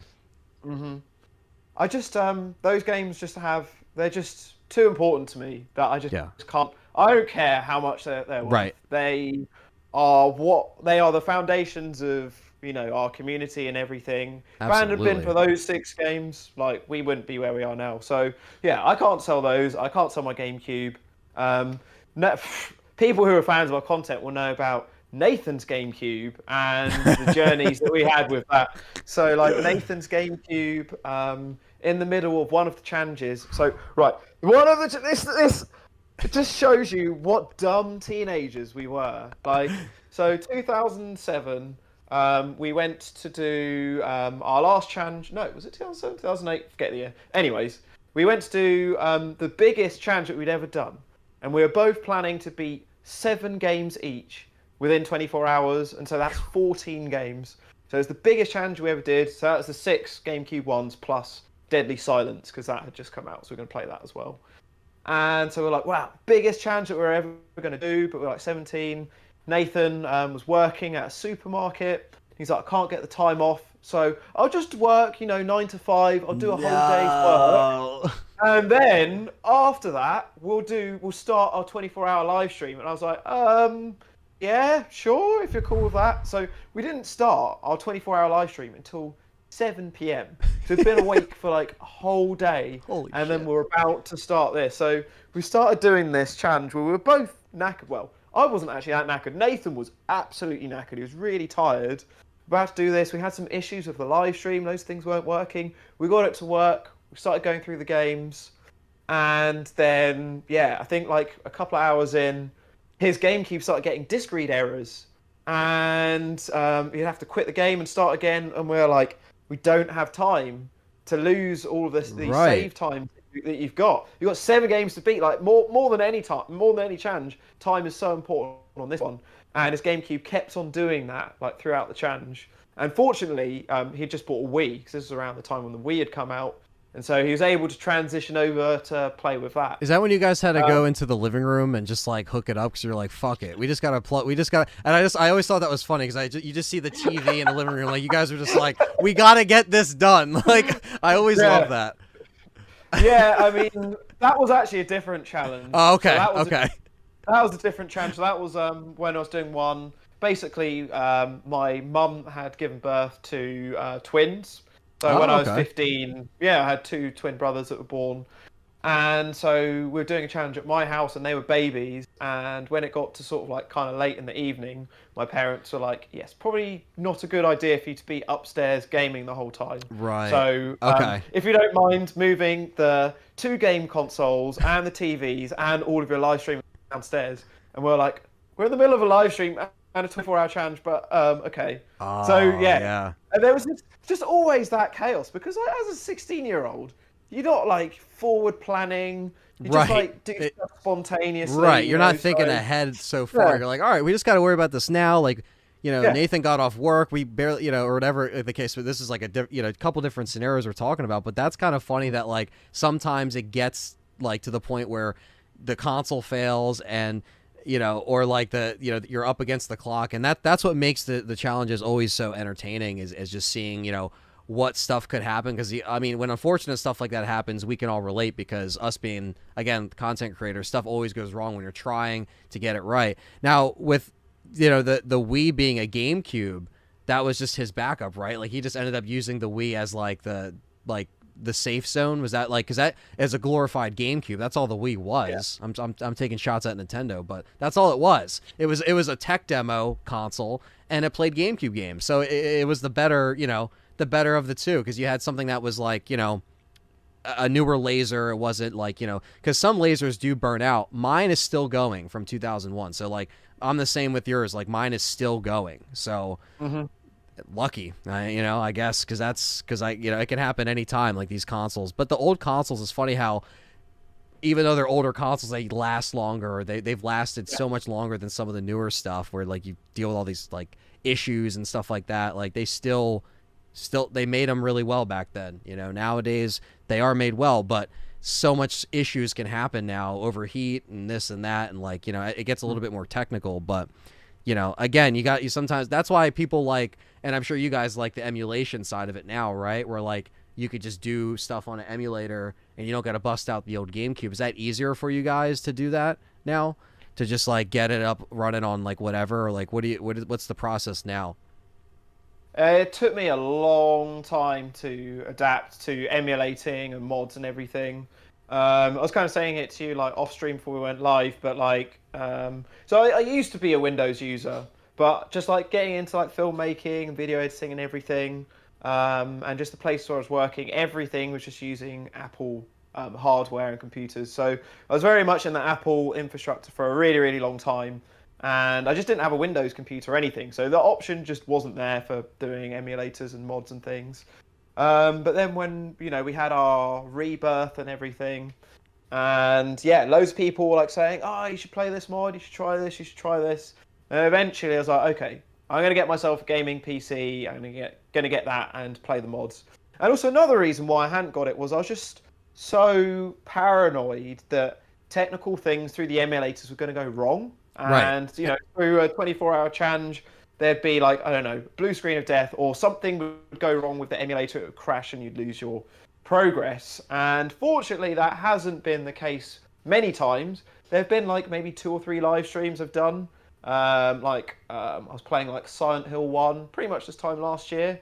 And yeah, there was just an issue where it just couldn't play through one scene. The emulator would just crash every time. Wow. And it was this well-known problem, and you had to change some of the video plugins and things like that to get it to work. But by and large, emulators have been really smooth to play, and I love that they're really quick. And with the like HD mods and everything, they look great. They upscale lovely. They look awesome. There's so much variation, and also it's just really nice having everything in one platform. Yes. Because the main issue I have with like 24-hour challenges is that amongst all of that other complicated technical stuff I was telling you earlier, the HDMIs and all that other bullshit, there's also, you know, going from Resident Evil 2 Remake to Code Veronica, and then it's like, okay, so I need to go from my PS5 to my PS3, so I need to detach my PS5, and when you do, and the PS3 needs a splitter because it has needs the a HDCP. to bypass it, so then you need to change what your HDMI's is, and oh my god, so much headache. Whereas if you've just got like a PC and you literally just close that program, open up the next one, takes 10 seconds, happy days. Yeah. It's great. But I'm still not quite there yet with getting everything on it. Like, I still haven't found a great version of Code Veronica on PC that I like. Like, I know there is a PS3 emulated version. Right. And I don't know whether I need to tinker with my settings or what, but I've tried it quite a few times. If you get... That's the thing. So for Code Veronica, you can actually... So the problem with the PS4 one is that it's Code Veronica X and it looks like shit, because that PS2, it's just garbage. But trash. It's trash. But the Xbox version, man, if you had and I'm not gonna be like, I'm gonna sell you an Xbox, but if you were to get an Xbox that's like $299, it's the digital guy, you can play that HD version of Code Veronica on a console, but also most of the other Resident Evil games, because most of them are on there digitally, besides obviously the originals. Remakes on there, Zero's on there, 2, 3, and you get Code Veronica. But like, that's the only thing. Actually, obviously the PS3, you can get that, but I think it's the same HD version. It's that 720p, because that was HD. That was 2011 they came out with that. So whether you get the Xbox or the PS3, but the Xbox, you wouldn't have to do a splitter. It's easier, so you don't have to go back. Because that's the problem with Code Veronica on PC. Again, just like the trilogy, there is no Steam support. There's no, besides Remake. We're kind of talking about the original trilogy, right? That's what I mean when I say trilogy. Some people will be like, well, there's 0 and 1, and that's like OG trilogy. You got to say that now because there's so many damn remakes.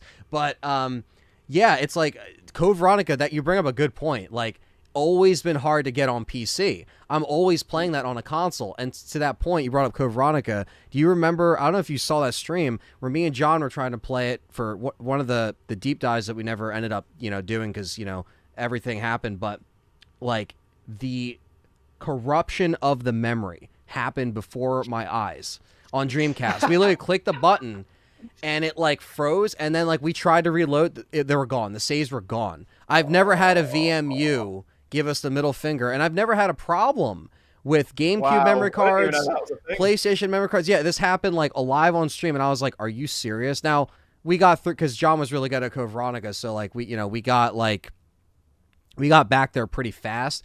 But we were just like, why? Like, you know what I mean? It was pretty much time wait. I mean, we streamed longer, but we were just like, it was just time wasted because the other part that we live streamed was that part that we lost. So we were just like, it was in different sessions, but it was still like, again, even with the old hardware, you can't even trust it sometimes. Like even when I did the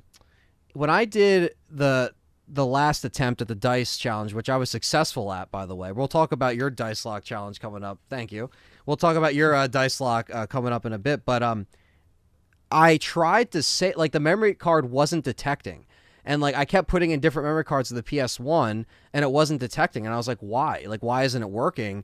And, and so, but like, it finally worked. Nothing happened, thank God. But I had to, like, I was taking out the memory card, making sure I wasn't hitting the power or anything. I was like, all right, I was blowing into the memory card, took out another memory card, tried to put that in. There wasn't enough room on that one, so I couldn't check that one. I was like, Jesus Christ. Like with the emulator, you just click a button and it save states, and like it saves. Like it usually doesn't get corrupt unless like you remove the file or you uninstall the emulator or whatever. So like some of these, like, again, the newer way to do it is having everything in one spot and it just works. Like I always like playing with the older machine. If I have it, I'll hook it up. But when you're doing a challenge like that, I agree. Like I would probably do the same thing because you're on time to get it done. Like once you click that punch in, like you can obviously pause it for breaks and stuff, but like you have to keep it going. So I get what you're saying when it's like it's so much easier to have everything in one spot now doing these challenges and just like bam, it's there. You got everything there. But if you do, again, whether you're on PS5 or Xbox, like you can only play so much of the modern games to when like it comes down to. That's why people were like, "What the fuck, Capcom 25th anniversary, and you didn't put out the trilogy?" Like people just wanted to play it on, current. Now again, there's rumors with PlayStation and their service they're going to bring back PS1 games. That would be nice if the PS1 games I paid for on PS3 actually amounted to what I have today, because that's the good thing about Xbox is that ecosystem. I bought Code Veronica in 2011. I can still play that on my 2021 console. That's something that is nice. It's nice to have when like content creators like ourselves are trying to do like challenges or shit that like not a lot of people would do, but like having that ease of access helps us a lot because we don't gotta unhook a bunch of shit and do all that stuff. Again, most people don't gotta worry about this if you're not doing content. So some people are like, Jesus, but it's like, again, it happens. They kind of want to know how the sauce is made and like how sometimes how what you have to do to put on a production and put on like a longer stream. And you guys got it down to, you got it down pat now. Because you've been doing it for so long. So that's why, like, now that you guys are doing, or that you're doing the Dice Lock challenge, let's talk about this. You are doing Dice Lock on Remake. So let's talk about this a little bit. That's the up and coming thing. This will come out on the weekend. So people will see it before. You said Monday or Tuesday? What did you say? Monday? So Monday next week. Monday Monday is going to be 31st. Yeah, last day of January. So we're starting at 6 p.m. UK time. So I think that's like 1 p.m. East Coast and probably early morning on the West Coast. But yeah, it was hugely inspired by you guys. I think it's like one of the best gaming ideas I've ever seen. Like as soon as I saw your first video and you explained the rules, I was just like so interested. I was like, this is such a unique concept, like anything I've seen before, and it's got so much potential to be used, across the entire series and can be refined and adapted for each game. There's so many different things that the games have that you can switch in and switch out. For example, so like as I said, I'm doing Resident Evil 1 remake, and one thing that I'm thinking, I still haven't 100% decided on exactly what the dice stipulation is going to be, but I was thinking of even putting like the defense weapons as one of the stipulations that you can switch on or off. Defense weapon, yeah, because that's something you gain in remake. So that's the best part, the fun part, right? Is trying to like form the puzzle piece around the game, because you want to make those roles about kind of what that game is. So you have to kind of. I'm curious to how you're going to approach remake for sure with all the stipulations on there. Yeah. So yeah, I was hugely inspired by you guys. Like, massive credit to both of you for coming up with the idea. Like, I think it's awesome. Yeah, no, it's fun. It's been fun so far, man. It's been a ride, of like sometimes you fail and you get frustrated, you just got to walk away and come back to it, Like John was a lot more successful because he clutched Jill. Like he clutched her like with that run because he got screwed with like the roll, and he was able to pull a win. Which again, that's just what John does. He pulls the win. When you don't think. That's why I never doubted John when he was on the channel playing games, because I knew that he could always like he always would get it down. He would just play it a couple times and try to get it down, and I could see the wheels spinning. Like he would get it. So, but when I was with Chris on my own, I was like, well, fuck. Like I just kept getting bad luck of the draw. But again, that's sometimes how it is. Like sometimes those attempts. That's why you call them attempts, because I don't know for sure if that run I'm gonna. Really, like if I get that one save or get that one, or one mess up here, it could just be, or the wrong bad roll here, right? It's a good problem to have because you got people donating and they're interacting, but it's like you're up against the chance of the roll. And yeah, no, definitely, I'm super stoked to see like you adapt that stuff and make it your own with remake being your what a game to start, because that game is challenging in and of itself. Even if you played it a bunch of times with the rolls up against you, it could be challenging. So yeah, man, yeah, really excited. And also, yeah, a massive congratulations to you as well. Like, I was there with you, I've been watching all of your attempts, and oh man, on that third attempt when you got to the lab with the tyrant and he screwed you over, man, I literally my heart like sank. I really felt for you, because it was just like the first time I'd ever heard you on a live stream. You just went so quiet, and I could just feel your pain. I've been there. I know what it's like. It sucks. Yeah. And so when you got Anthony, that big salty, like when I get pissed, I'm just like, ugh, I can't scream or yell. I just gotta, like the one time like during the Legacy series where I almost made it, but the damn infection meter with Jim, and I died, and I just like had to get up and just was like, fuck, like I had to like walk off camera. You could just hear me in the background. It's in the highlights or whatever. But I just remember like there's some moments where you're just like, and I wasn't gonna get that outbreak scene anyway. And same thing with that Chris thing. Like I knew, and going into that last section, I was like, this is not looking good. But you try, and so and I appreciate you watching it and enjoying it, and I'm happy most people enjoyed it. Like I think it'll be fun to do Resident Evil 2 and kind of work on that and do like take it one scenario at a time, but like work on like the different dynamics to that game. And I'm just happy to move on from RE1 because like it's fun. It was fun, but like holy shit, I'm just ready to check out another game. You know what I mean? And make it fun. And it'll be more challenging. There's more stuff thrown at you in 2. But I also think it might be easier as well because I don't know. I think there might be some cool shit we can do with RE2. So like it's fun, like you said, it makes people kind of really invested, and it's cool that people donate and support, in any which way on both of our platforms. It's awesome, and it brings the community together, and it makes it different because they've seen us play these games a lot in different ways, right? But this, it's like they're in control, literally. Like we're rolling no matter what, doesn't matter what it is. So that's what's it's kind of on demand rolling or on demand changing.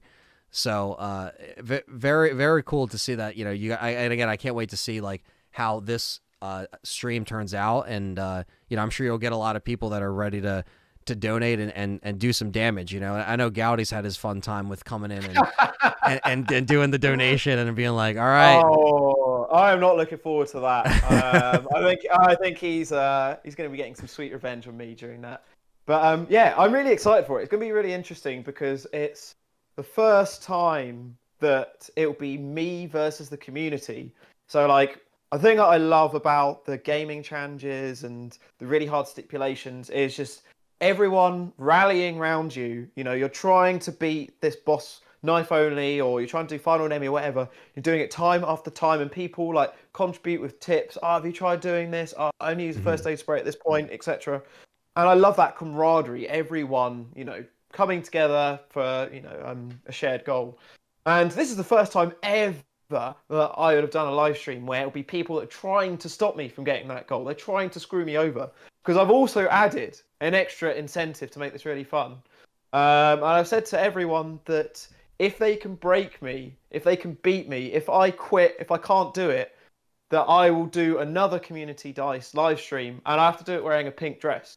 So that's given them even more of an incentive. I like that. To screw me over. Yeah. Right. So I think each one we do, I'm going to give like some sort of incentive to beat me, and I'm going to be competitive as well. I'm not just going to quit. I'm not going to make this an easy win. I've been practicing. I've been getting ready for this. There you so go. This should be good. Yeah. But I think with each game you do really need to consider what comes through on the dice rolls, because even looking at the difference between 1 and 1 remake, like I've had to change quite a few bits. So firstly, I've had to change the saving thing, because I mean, you were saying it with your forced deaths and everything, that it's just too much right. to have to keep restarting the game right from the beginning. I totally agree with you, and you're more patient than I am. I don't think I could do that. So I'm keeping the forced deaths. Okay. But I'm not doing it with just like 1 save, or I know that you've changed it recently by having additional ink ribbons. Right. That helped tremendously for sure. Yeah, that definitely helps. I think 1 save for the whole game would just be too much.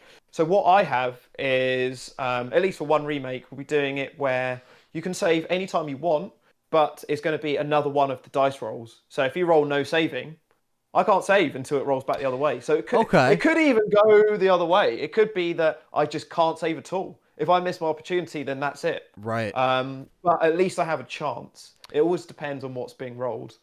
And the other thing I changed was just the no item box, because I was just thinking that there is a possibility that I could have knife only, no healing, no item box, and just the combination of those will create a lot of soft locks. Yes, I know it's about the community wanting to beat me, but it just felt a little bit too one-sided, right. and that it was very easy for me to just get stuck. And that's what happened with like RE1. I was like, well, guys, like I put a key item in the box. I got to go in here anyway, but I would only take the key item out. But like I agree. Like I think when I do the Resident Evil 2, I have to reassess that one too. But that's fine, because like it's just kind of working it out, right? It's the first 6 to 8 months of doing it or trying it out. So I think that's like the trial period of like, all right, how can we work this out and take certain things out that work with each game. Yeah, exactly. And then if I win, if I beat everyone, then I know that I've gone too far by making it too easy. And then next time I'll add in more item boxes and more other things. Yeah. But it's just getting a sense of just where the balance is really. But yeah, really, really excited for it. So that's Monday next week. 6 p.m. UK time. And yeah, all of the donations are going to the Stop Hate charity that we mentioned earlier. Yeah, that's awesome. And of course, obviously, I'm going to put all the links down below and stuff like that, or if people are listening to this on all the digital platforms, they can check it out as well. That the one thing I like about the approach to the community that you guys always have, like you guys always seem to again, try to keep the community together and do certain things. And I know like the past couple of years for like a meetup and stuff like that were harder to do, but now you are doing a fan meetup in the UK, and I've kind of dropped hints and teases, but yes, I will be attending this. That's the plan. So I'm super stoked that everyone's stoked, because we do have UK crossover. Obviously we have crossover fans, but also just like a lot of people were really stoked when I kind of dropped that in one of the random like hangout streams I did. I was like, oh yeah, I'm going to the UK, and people were like, what? And I'm just like, yeah, I'm trying to make it happen. So we're gonna try to do this in June, right? That's the plan right now. But you guys are finally doing it, and I think it's the right time, and it'll be really fun for me because I've never been to the UK. So I've only ever been to out of the country as far as like Cancun, and that was like 10 years ago. It was a long time ago. And that's just very, touristy, whatever. Everywhere's touristy, but it's very just like you drink and then you stay at the resort, right? But with like UK, it's like I feel like you'll be able to see a lot more, and then like I'll be able to meet all you guys, and it'll kind of be surreal because it's one of those things where like it's kind of nuts that like, you know, I've met a lot of people through just doing this through the years, and people that I've met up with become friends. You know, we see each other on a yearly basis, stuff like that. Shout out to Perry and Frank and everyone. And, you know, there's a lot of people that we just met through YouTube. And I just think it's cool that you guys are, you know, keeping the community together through the years, but also now just doing like a meetup where we can just shoot the shit, hang out, play some games, and just enjoy it. You know what I mean? And when I saw you guys were doing it, I was super stoked. And that's why I was like, all right, let me try to, you know, make some moves here, and I got to get, you know, my passport and all that stuff. So that stuff's getting worked out right now. You know, as you guys know, over here in the States, that takes a little bit of time, but it's the perfect time to do this now in January, while, you know, there's still time. And I'm happy that you guys are planning it so well, and it's in advance, and there's enough time. But I'm really looking forward to it. And a lot of people, this is their first time hearing that, you know, I'm announcing that I'm going. So, you know, there it is. You know, I wanted to do it obviously with the man himself here. So we've got witnesses. Yes. There you go. Witnesses that he is coming. There you go. And obviously, yeah, man, we're it's going to be fun. And, you know, I'm super stoked to just see everyone and just hang out, and just to be able to, again, it'll just be cool to see, just, you know, because I've never done like a full on like, meet up with like this amount of people. Besides, like, I think I've done Double Toasted. I've done that YouTube channel. They did a meetup, and there was like probably around, they had a whole like venue booked out for like a whole show. So that was like the only time I ever, and that was in Brooklyn. So that was like, you know, it wasn't too far. That was only about, like, from me in South Jersey, that's only like 3 hours, 2.5 hours. So it's not even far. So, but yeah, that was the only like meetup that I've done for like a fan thing. And that was really well. And this, I'm sure, will just be amazing. And just to be able to go and just see some different stuff, and like, again, just to you know, see because again, like when you see fans and you see people that just like your stuff, and you see, like, again, it just kind of hits you different when you see that in person. And we've met a couple people in person on different occasions, like small little meetups here and there for LTRE. And like when you do that, and Perry hosted it at his shop, because my buddy Perry has his own video game store, so we were able to host a little something there. A couple people came by, but it was still really cool. Like, nothing big, but it's just you kind of like see it in person. And I don't know if you probably get what I'm saying. It's just like, I don't know, when you see everything in person, it just kind of like all makes sense. You're like, okay, this is like, I do this for the friends, for the community. Like, if I didn't enjoy this, like, why would I keep doing it? You know what I mean? There's got to be something else in there, I guess. And I don't know, like, if that makes sense. It's just like, I always connect on that level. Like, once you see people in person, you're like, holy shit, like, this is a thing. Like, this is all just from like a silly, you know, PlayStation 1 game. This is kind of how it all, you know, sparked. I always think in depth about that kind of shit. And it always kind of like, I always just think, oh man, it's kind of funny, you know, that would have led to all of this years later, and then us meeting up in the UK. It's kind of fucking wild, if you ask me. Yeah, man. It's like super exciting, and it'd be an absolute pleasure to have you down, and to any of your subscribers and people who, you know, may not even know who Resident Evil Challenger is, but they're fans of the series or gaming, and they just want to meet other fans. Like, it's an open invite. It's being hosted in London in the UK on Saturday, June the 11th.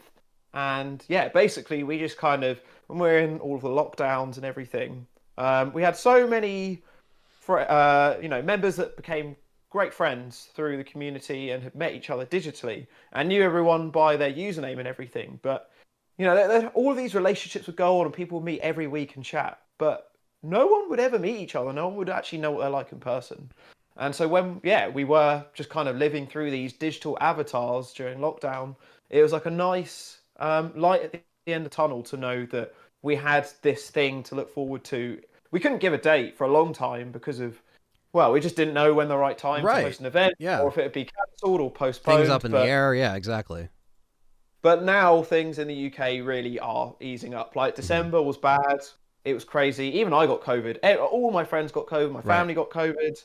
It was just a complete wave that just ran over the country. Right. It was that's the thing. Like, right around like the last couple months, you started to hear like, oh, like your friend of a friend, like it started to become closer around like the vicinity. Like, holy shit, you know. So like it's hopefully finally gonna subside, and especially by the summer, hopefully we can, you know, get rocking and rolling, strutting and strolling out here, and getting things ready to go. It's again, the time's right. And it's almost like same thing with like when Resident Evil Challenger came back and everything. It's just like, it's like it all leads to this point where like now you can, resurface with just like off of, a bunch of brand new Resident Evil releases, and you're still growing the channel, and there's still a bunch of people that are figuring you guys out and discovering. And it's cool because again, you move the needle through a bunch of content that is, there's a lot out there now. There's so much more.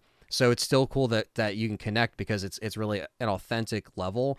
And that's what I like about you guys over there, is that you bring a level of authenticity and you're yourself, and honesty. And I think that's what people connect with on any community level. That's why people stay within a community and they respect the people that are on the screen or talking about whatever game. It's just like, that's what it's about. And the community is the anchor, that's the anchor point. Mm-hmm. Yeah, man. Yeah, totally. I'm so excited to meet the whole community in person, and it's going to be quite an international affair because we've obviously got like you coming over from the States, got a few other people coming from all over basically, and yeah, we're just going to have this one event in London where we're still working out the plans and everything, but generally there'll be food, there'll be drinks, we're going to have a load of different consoles so people can come there. Even if you're not like super social and you socialize through gaming, you can just come down, you can play some Mario Kart, play some Crash Team Racing. Hopefully you're going to have Resident Evil Mercenaries or something Resi based where people can come in and set some high scores, and yeah, we can have a real Resident Evil Challenger styled competition going on. Yeah, and then it'll just be an opportunity as well for people to like get out of their comfort zones a little bit, come and see like a different city, and yeah, meet a load of other fans. And we've got loads of people who are coming down to London for a couple of days and just checking out and doing something different. So yeah, if you guys are interested, like just get in touch, because we're trying to work out the numbers because we're sorting out a venue at the moment. So we basically need to, if you are interested, we need to know numbers as soon as possible, basically, because I think we're going to get to a point where we won't actually be able to have everyone there. Right. Well, I'm happy you said that, so that lets people know on this. And if I don't know if there's a thing that you can have people fill out or whatever. If there's a I think I saw that on Discord, right? Yeah, we got questionnaires and we're perfect. just getting people's like details and things. Perfect. So, yeah, so I can obviously fill it out now that I know. Because like I didn't want to do that and be like, oh, I don't want to throw. Oh, don't worry, man. You're on the list. You're in the VIP. Yeah. No, I'm really looking forward to like just again like having just again everything kind of crossing with the fans, and just like just seeing something. And that's the thing too. Like I'm really happy that there's people out there that again are still making just genuine content and still just like doing it from the heart and just doing it because they love to do it. And then same thing with any kind of like filmmaking or being a filmmaker. It's just like you got to do this stuff because you love it, and you got to it's a grind. So it's always cool that again stuff like this can come from constant years of like not knowing if maybe it is worth it, or thinking you can doubt yourself, right? We're our own worst critic, right? Because sometimes you're never finished, you just walk away. Like you can just keep like going over edits and stuff over and over again, and like you can obsess over it, but sometimes you just got to be like, all right, I could do this and this, but this has to we got to get the show on the road, or this looks the best, you got to settle, or like whatever. But I think it's cool to see that pay off over the years, and I feel the same way with like just trying to trying to make a mark. And like I said, like moving the needle back when like 2 years ago when RE3 Remake came out, like I said, that was like the window of like, okay, this is the time, like it's either now or never. Like we either push or like we're just gonna get like not we're not gonna be in that algorithm. And we were able to do that with just the constant like evolution of YouTube and how everything changes. And you have to learn about just all different like logistics and analytics. So you got to learn about all this stuff because it's like crazy how it's shifted. But I like that people like us, we've stood our ground and like have just kept at it, even if like the foundation beneath us has changed and shifted. It's always like just about genuine content, just about putting stuff out there, making people laugh and feel good. And that's what the community is about at the end of the day. And just like forget about like some of the BS in our lives from time to time, or like the everyday stuff. And that's why people watch our content, for like an escape, and it's an escape for us too. You know, I that's why I want to be transparent with people, because like, I mean, I don't want to speak for you, but that's how it is for me. It's just nice. It's a nice little bubble to kind of go into, you know, and enjoy. Yeah, man.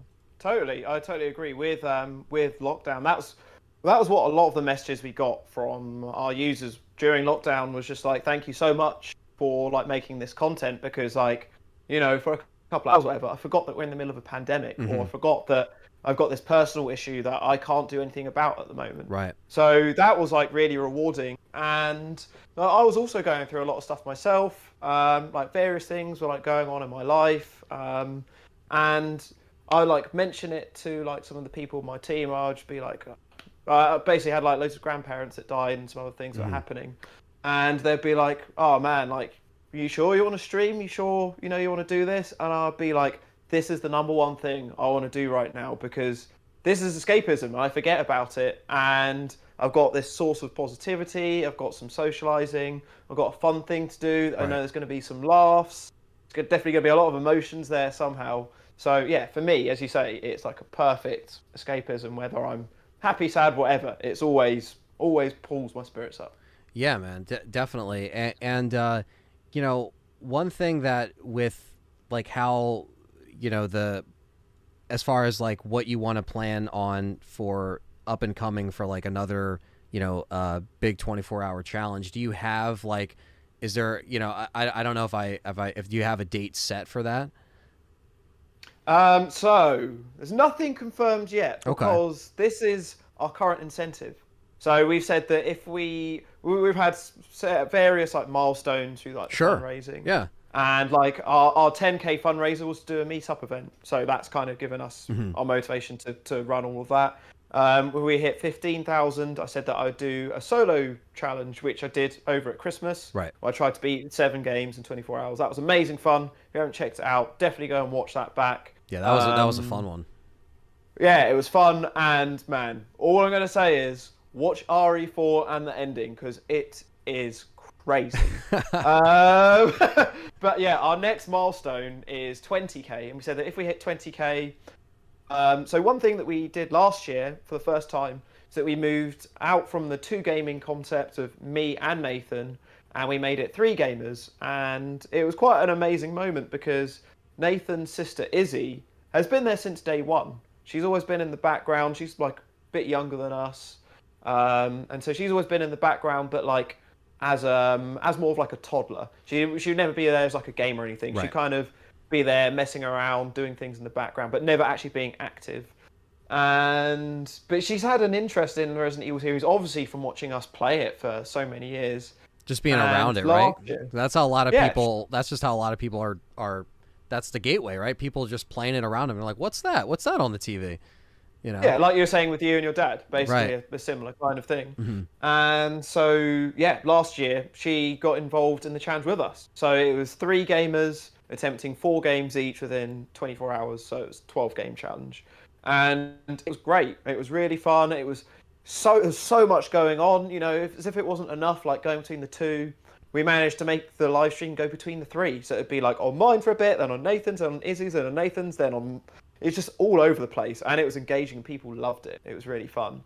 And yeah, we've said that if we hit 20K, that we'll do another one of those this year. Perfect. But yeah, until we hit that, I mean, we're not far off. I think we're about £1,400 off now. But until we hit that, can't confirm anything. Right. Unfortunately. Right. That's but fine. I'm sure we will. Yeah, especially with the dice roll. People are going to be like, all right, we got to beat Nougie here. We gotta come up with the curveball. 'Cause that's what it is, man. Like you said, it's the crowd versus the player, and it's like the crowd wins, right? That's what they say. Every time I would lose, I just see in the chat, they'd be like, we won. And it's like, you guys won. I just got to walk away from this and come back with a vengeance. And sometimes it takes a little bit, you know, but that's, I'm sure you'll definitely hit that goal. And that'll be cool, you know, to see, you know, obviously you'll add Village, right, into the mix, right? Because did you do Village in the last one?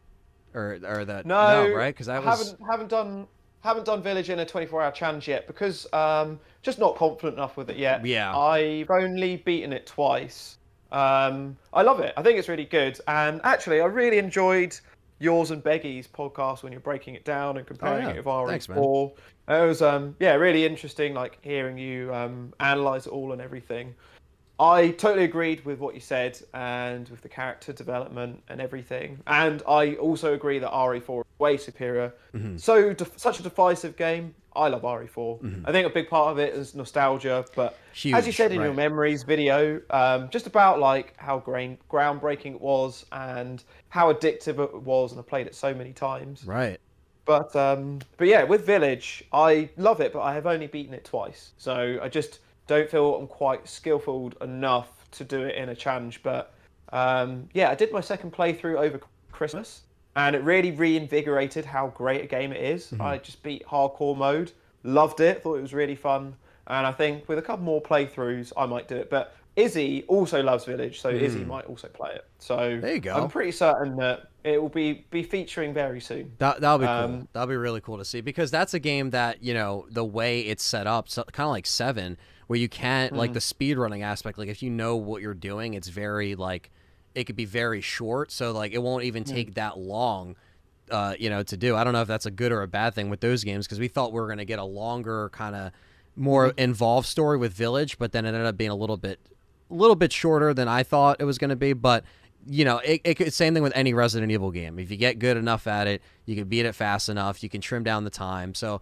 I'm sure you guys will find your way around, you know, any obstacle. Try to, you know, learn it which way. And the random, some stuff's random, some stuff isn't. So if you know where some of the scripted stuff is and knowing all that stuff, it's like it's pretty, you know, it's a pretty easy one. For me, what's stumping me on Village, getting the platinum, is the fucking mercenaries mode in that game, because it's like hard for like no fucking reason, and it's not even like OG mercenaries like I would have preferred. Like I understand you're killing enemies to get time, which is the first time they've done that I think since 3 mercenaries, because you would kill enemies to get time, not pick up time.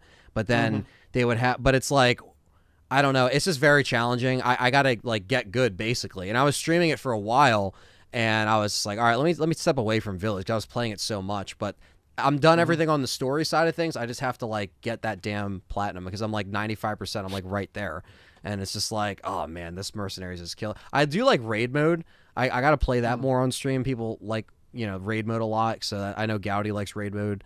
You know. Gowdy is the biggest raid mode fan I've ever met. He absolutely loves it. I think raid mode's great. I do really enjoy it. But yeah, Village Mercenaries, that is really fun. And I was also watching your guys' live streams of that. And, oh, man, you completely blew my brain, because I spent so long getting some S ranks. I was like, yes, I finally got an S rank. Right. I'm finally getting through this. And then I watched your live streams, and then you're like, yeah, you need to get like double and triple S ranks. And I was just like, what? Yeah. I had like no idea about that. And I was like, oh. And then you got to fight like, you got to fight like Mother Miranda and some other shit on like the final stage, and it's like, why is there 3 different versions of the stage? Why can't there just be like, I also am really disappointed you can't pick anyone else. Like it's mercenaries. Yeah, they missed out on that. It's called mercenaries. It's plural, like more than one, I would hope. It's not the mercenary. They didn't change it. So it's like, what the hell? So hopefully RE4 Mercs will bring it full circle, and they'll just have your selection of your characters in RE4 Remake, and they'll be like, all right, let's just keep. Hopefully they don't change that. I would hope that they keep that, because mercenaries is awesome. Just like how I want them to keep like separate ways to a certain extent, but I know they might cut that, and like they might just like bake that in. Maybe you'll play a part as Ada. Like you'll take control of her during, instead of like it just being, I don't know, like I don't know how they're going to do it. Who knows what they could do? But the leaked concept art with Wesker is what got people talking, because they're like, what the hell? You know, it's official, so we know it's being worked on, but only time will tell. Some people think, you know, it's too soon to remake that. A lot of people want them to remake Code Veronica. And I can see that. Yes, I am the #1 advocate of this. Remake Code Veronica. Capcom, if you're watching right now, scrap the Resident Evil 4 Move it all over to remake. Code Veronica. We don't need it. Resident Evil 4 is great. As good as it is, it's not going to benefit from a remake. Make Code Veronica. Absolutely. It is the Resident Evil that needs to be remade. It's aged terribly, but the core of it is gold. It's great. It's got a great story, great atmosphere, great enemies, great everything. But it's just dated. It just doesn't work well as it is. So remake that. I'm loving the fan remake that's coming along at the moment. Right. And I cannot wait to play it. I mean, Obviously, it's got its flaws. It's not going to be perfect, but I'm like just really intrigued to see what's going to happen with it because I'm really starting to lose confidence that Capcom are actually going to make it. Yeah. Yeah, but just for whatever reason, they've just decided not to, which is a damn shame, man. Because It really I think is. it needs a remake more than anything, in my opinion, really. Yeah, I just feel like Code Veronica was always just kind of like, and even in the like the surveys that they would send out to content creators asking about the games and what they like and what they didn't like. When me and John got the survey back then, it was a couple years ago, and Code Veronica was just not on any of the questions. Oh, I remember that. Yeah, And it was like, why? I was like, why isn't Code Veronica on here? And no one seemed to be talking about like the fact that it was like just not being really. I mean, people were like remake it. People talked about that, but they didn't really say like Capcom never said anything about it. And then now it's like, yeah, it just seems like it's getting ignored. And I've personally, have come to love Code Veronica more and more the past couple of years, and that has to do with the channel. I think that's definitely more just like playing it more and more and experiencing it and appreciating it. Still suck at it, still trying to get better. But that's the one thing I was going to say about the dice lock thing is at least now I know I can like really try to make a definitive dice lock list and then practice on that game with that on my own time. Or maybe I could stream the practice or do whatever just because it's more content. But just to practice it and try to get better because there's still my skill level is nowhere near where you guys. I mean, you guys are obviously way fucking better on so many levels because you guys are like again. I'm not blowing smoke. You guys have been doing this for a while, and I got to give credit where credit's due. You guys can get it down to a time and a science, and that's kind of where I need to get at because I need to just like now that like I think the content has kind of opened that up for me to be like, hey, I can document this or record this or stream this in whatever way and track my progression, whether I suck at the first two streams and then get better. And that's kind of what the dice lock was. But for RE2, I'm good at it, but I gotta like get a lot better and more polished. So I gotta play more Resident Evil in my spare time, or maybe I'll stream it to Patreon or YouTube members or whatever, where they can jump in and watch me kind of just like cycle it in. So there's extra content in that lane too. I have some ideas that I'm trying to work out, but I mean, let me know in the comments. But there's a lot of stuff that again, practice wise, that you have to do. Is that something you guys still do? Do you guys still try to like keep some in rotation from time to time, or like, all right, I got a little free time here, let me pop in RE2 remake, or if there's something that you're not feeling, like Village, for example, but like, would there be other games like that you try to like keep in your rotation, or do you just kind of like only fire up some of them weeks before the challenge? Depends what I'm doing. If I'm doing a 24-hour challenge, I'll be practicing a lot. So like quite often people say to me like, "Oh, what have you been playing recently? Like, what's been your game of like 2021 or anything?" And I'll be like, "Well, 75% of my gaming time last year was probably spent practicing Resident Evil 1 Remake, playing Code Veronica, playing 2 Original, etc. So a lot of my time is spent doing that, mostly for the 24-hour challenges because they just need to be sharp at those games, and they're not really the ones where you can just fuck around for ages making loads of mistakes. But when it's like the general live streams where there's not really a penalty for dying, or you've kind of got infinite time to a certain extent, then those ones I like not being as brushed up on, because that's where the fun happens. There's 1,000,001 live streams out there where you can go and watch. You can watch people do perfect speed runs, perfect sections, no damage, etc. Right. But the reason people love watching our content is they love watching me fuck up, and they love watching me make mistakes and do dumb shit. And the reactions. Yeah, and the reactions to it all as well. Right. So like, if you're too polished, you don't get that. And we've done it sometimes with challenges where, and live streams where we've practiced so much that then when we go and play it, it'll be flawless. Nathan's been doing that recently. He's been practicing loads and loads and loads, and all the challenges he's done recently have been so perfect, and that's great, and he's set like some of the fastest times, but there just haven't been the moments that we used to have where it would just be like, I've forgotten what to do in this section, where's that key?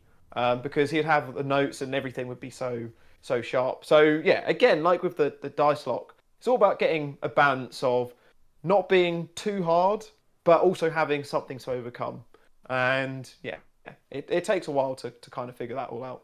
Yeah, but I guess that's the fun of it, right? Just trying to make it all work and trying to just like, again, like you said, people like seeing our struggle, and that's what makes it fun with the dice lock is like, all right, then we're gonna try to screw over these guys this time, Yeah. you know what I mean? So that'll be really fun to see. But yeah, man, I just want to say thank you so much for coming on to this episode of the show. Been a pleasure.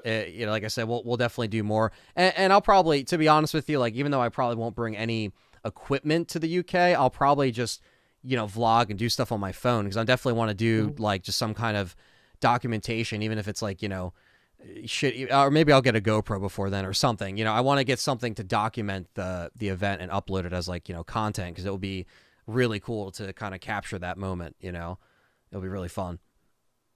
Well, man, as a documentary filmmaker, you do not need to worry about cameras in the UK. I'm sure I can sort you out. So yeah, we'll definitely make some content. That'd be really fun. Yeah, and as man. I said, Might as well. we've got this UK meetup June the 11th. Anyone that's interested, get in touch. Our channel's just youtube.com/Resident Evil Challenger. And your social, you want to plug that? Your socials, you're on the Twitter, right? I'm on Twitter. My Twitter's just Nougie. But to be honest, it's not really a Resident Evil Challenge one. It's more of a personal one. So I'll put out like tweets when I'm going to do a live stream. Right, but right. a lot of it is just documentaries and things I've been making. So if you're interested in that, yeah, feel free to follow the Twitter. But it's not as Resident Evil based as our YouTube stuff. I also need to get around to making a Facebook. It's on my to-do list. I need to make a Resident Evil Challenge Facebook. Yeah, so yeah. I need to get on that. The group is like, so I haven't used the Facebook group stuff or the Facebook stuff in a while, because a lot of it works and it reaches people, but you have to, like, I feel like you have to pay to reach people a lot. So that's the only downside to the Facebook thing, which is why I've struggled to, like, well, I just don't use it, but I should, because Instagram, I feel like there's more instant, like, people that see it, or Twitter. So I'm still kind of working on Facebook as far as like using it to get to people, as far, because I used it at first and then I stopped. But for you guys, that'd be great, because I'm sure because you already have like people that always want to interact and get notified when you're, I kind of have to revamp our Facebook, because it's been just dormant for a little bit. So I kind of have to, that's a job for me too. So we both got to get on our Facebook game. On your to-do list as well, yeah. Yeah, just like, you look at 2022 and you're like, man, there's like a lot of shit on the to-do list, but then you're always like trying to do like little things here and there to kind of like, okay, what did I miss, or what could have I, done, handled a little bit better in 2021. So I try to use it as a new slate for content creation. But yeah, man, just thanks again for coming on. And obviously you guys have all the links down below, where to follow, where to find them.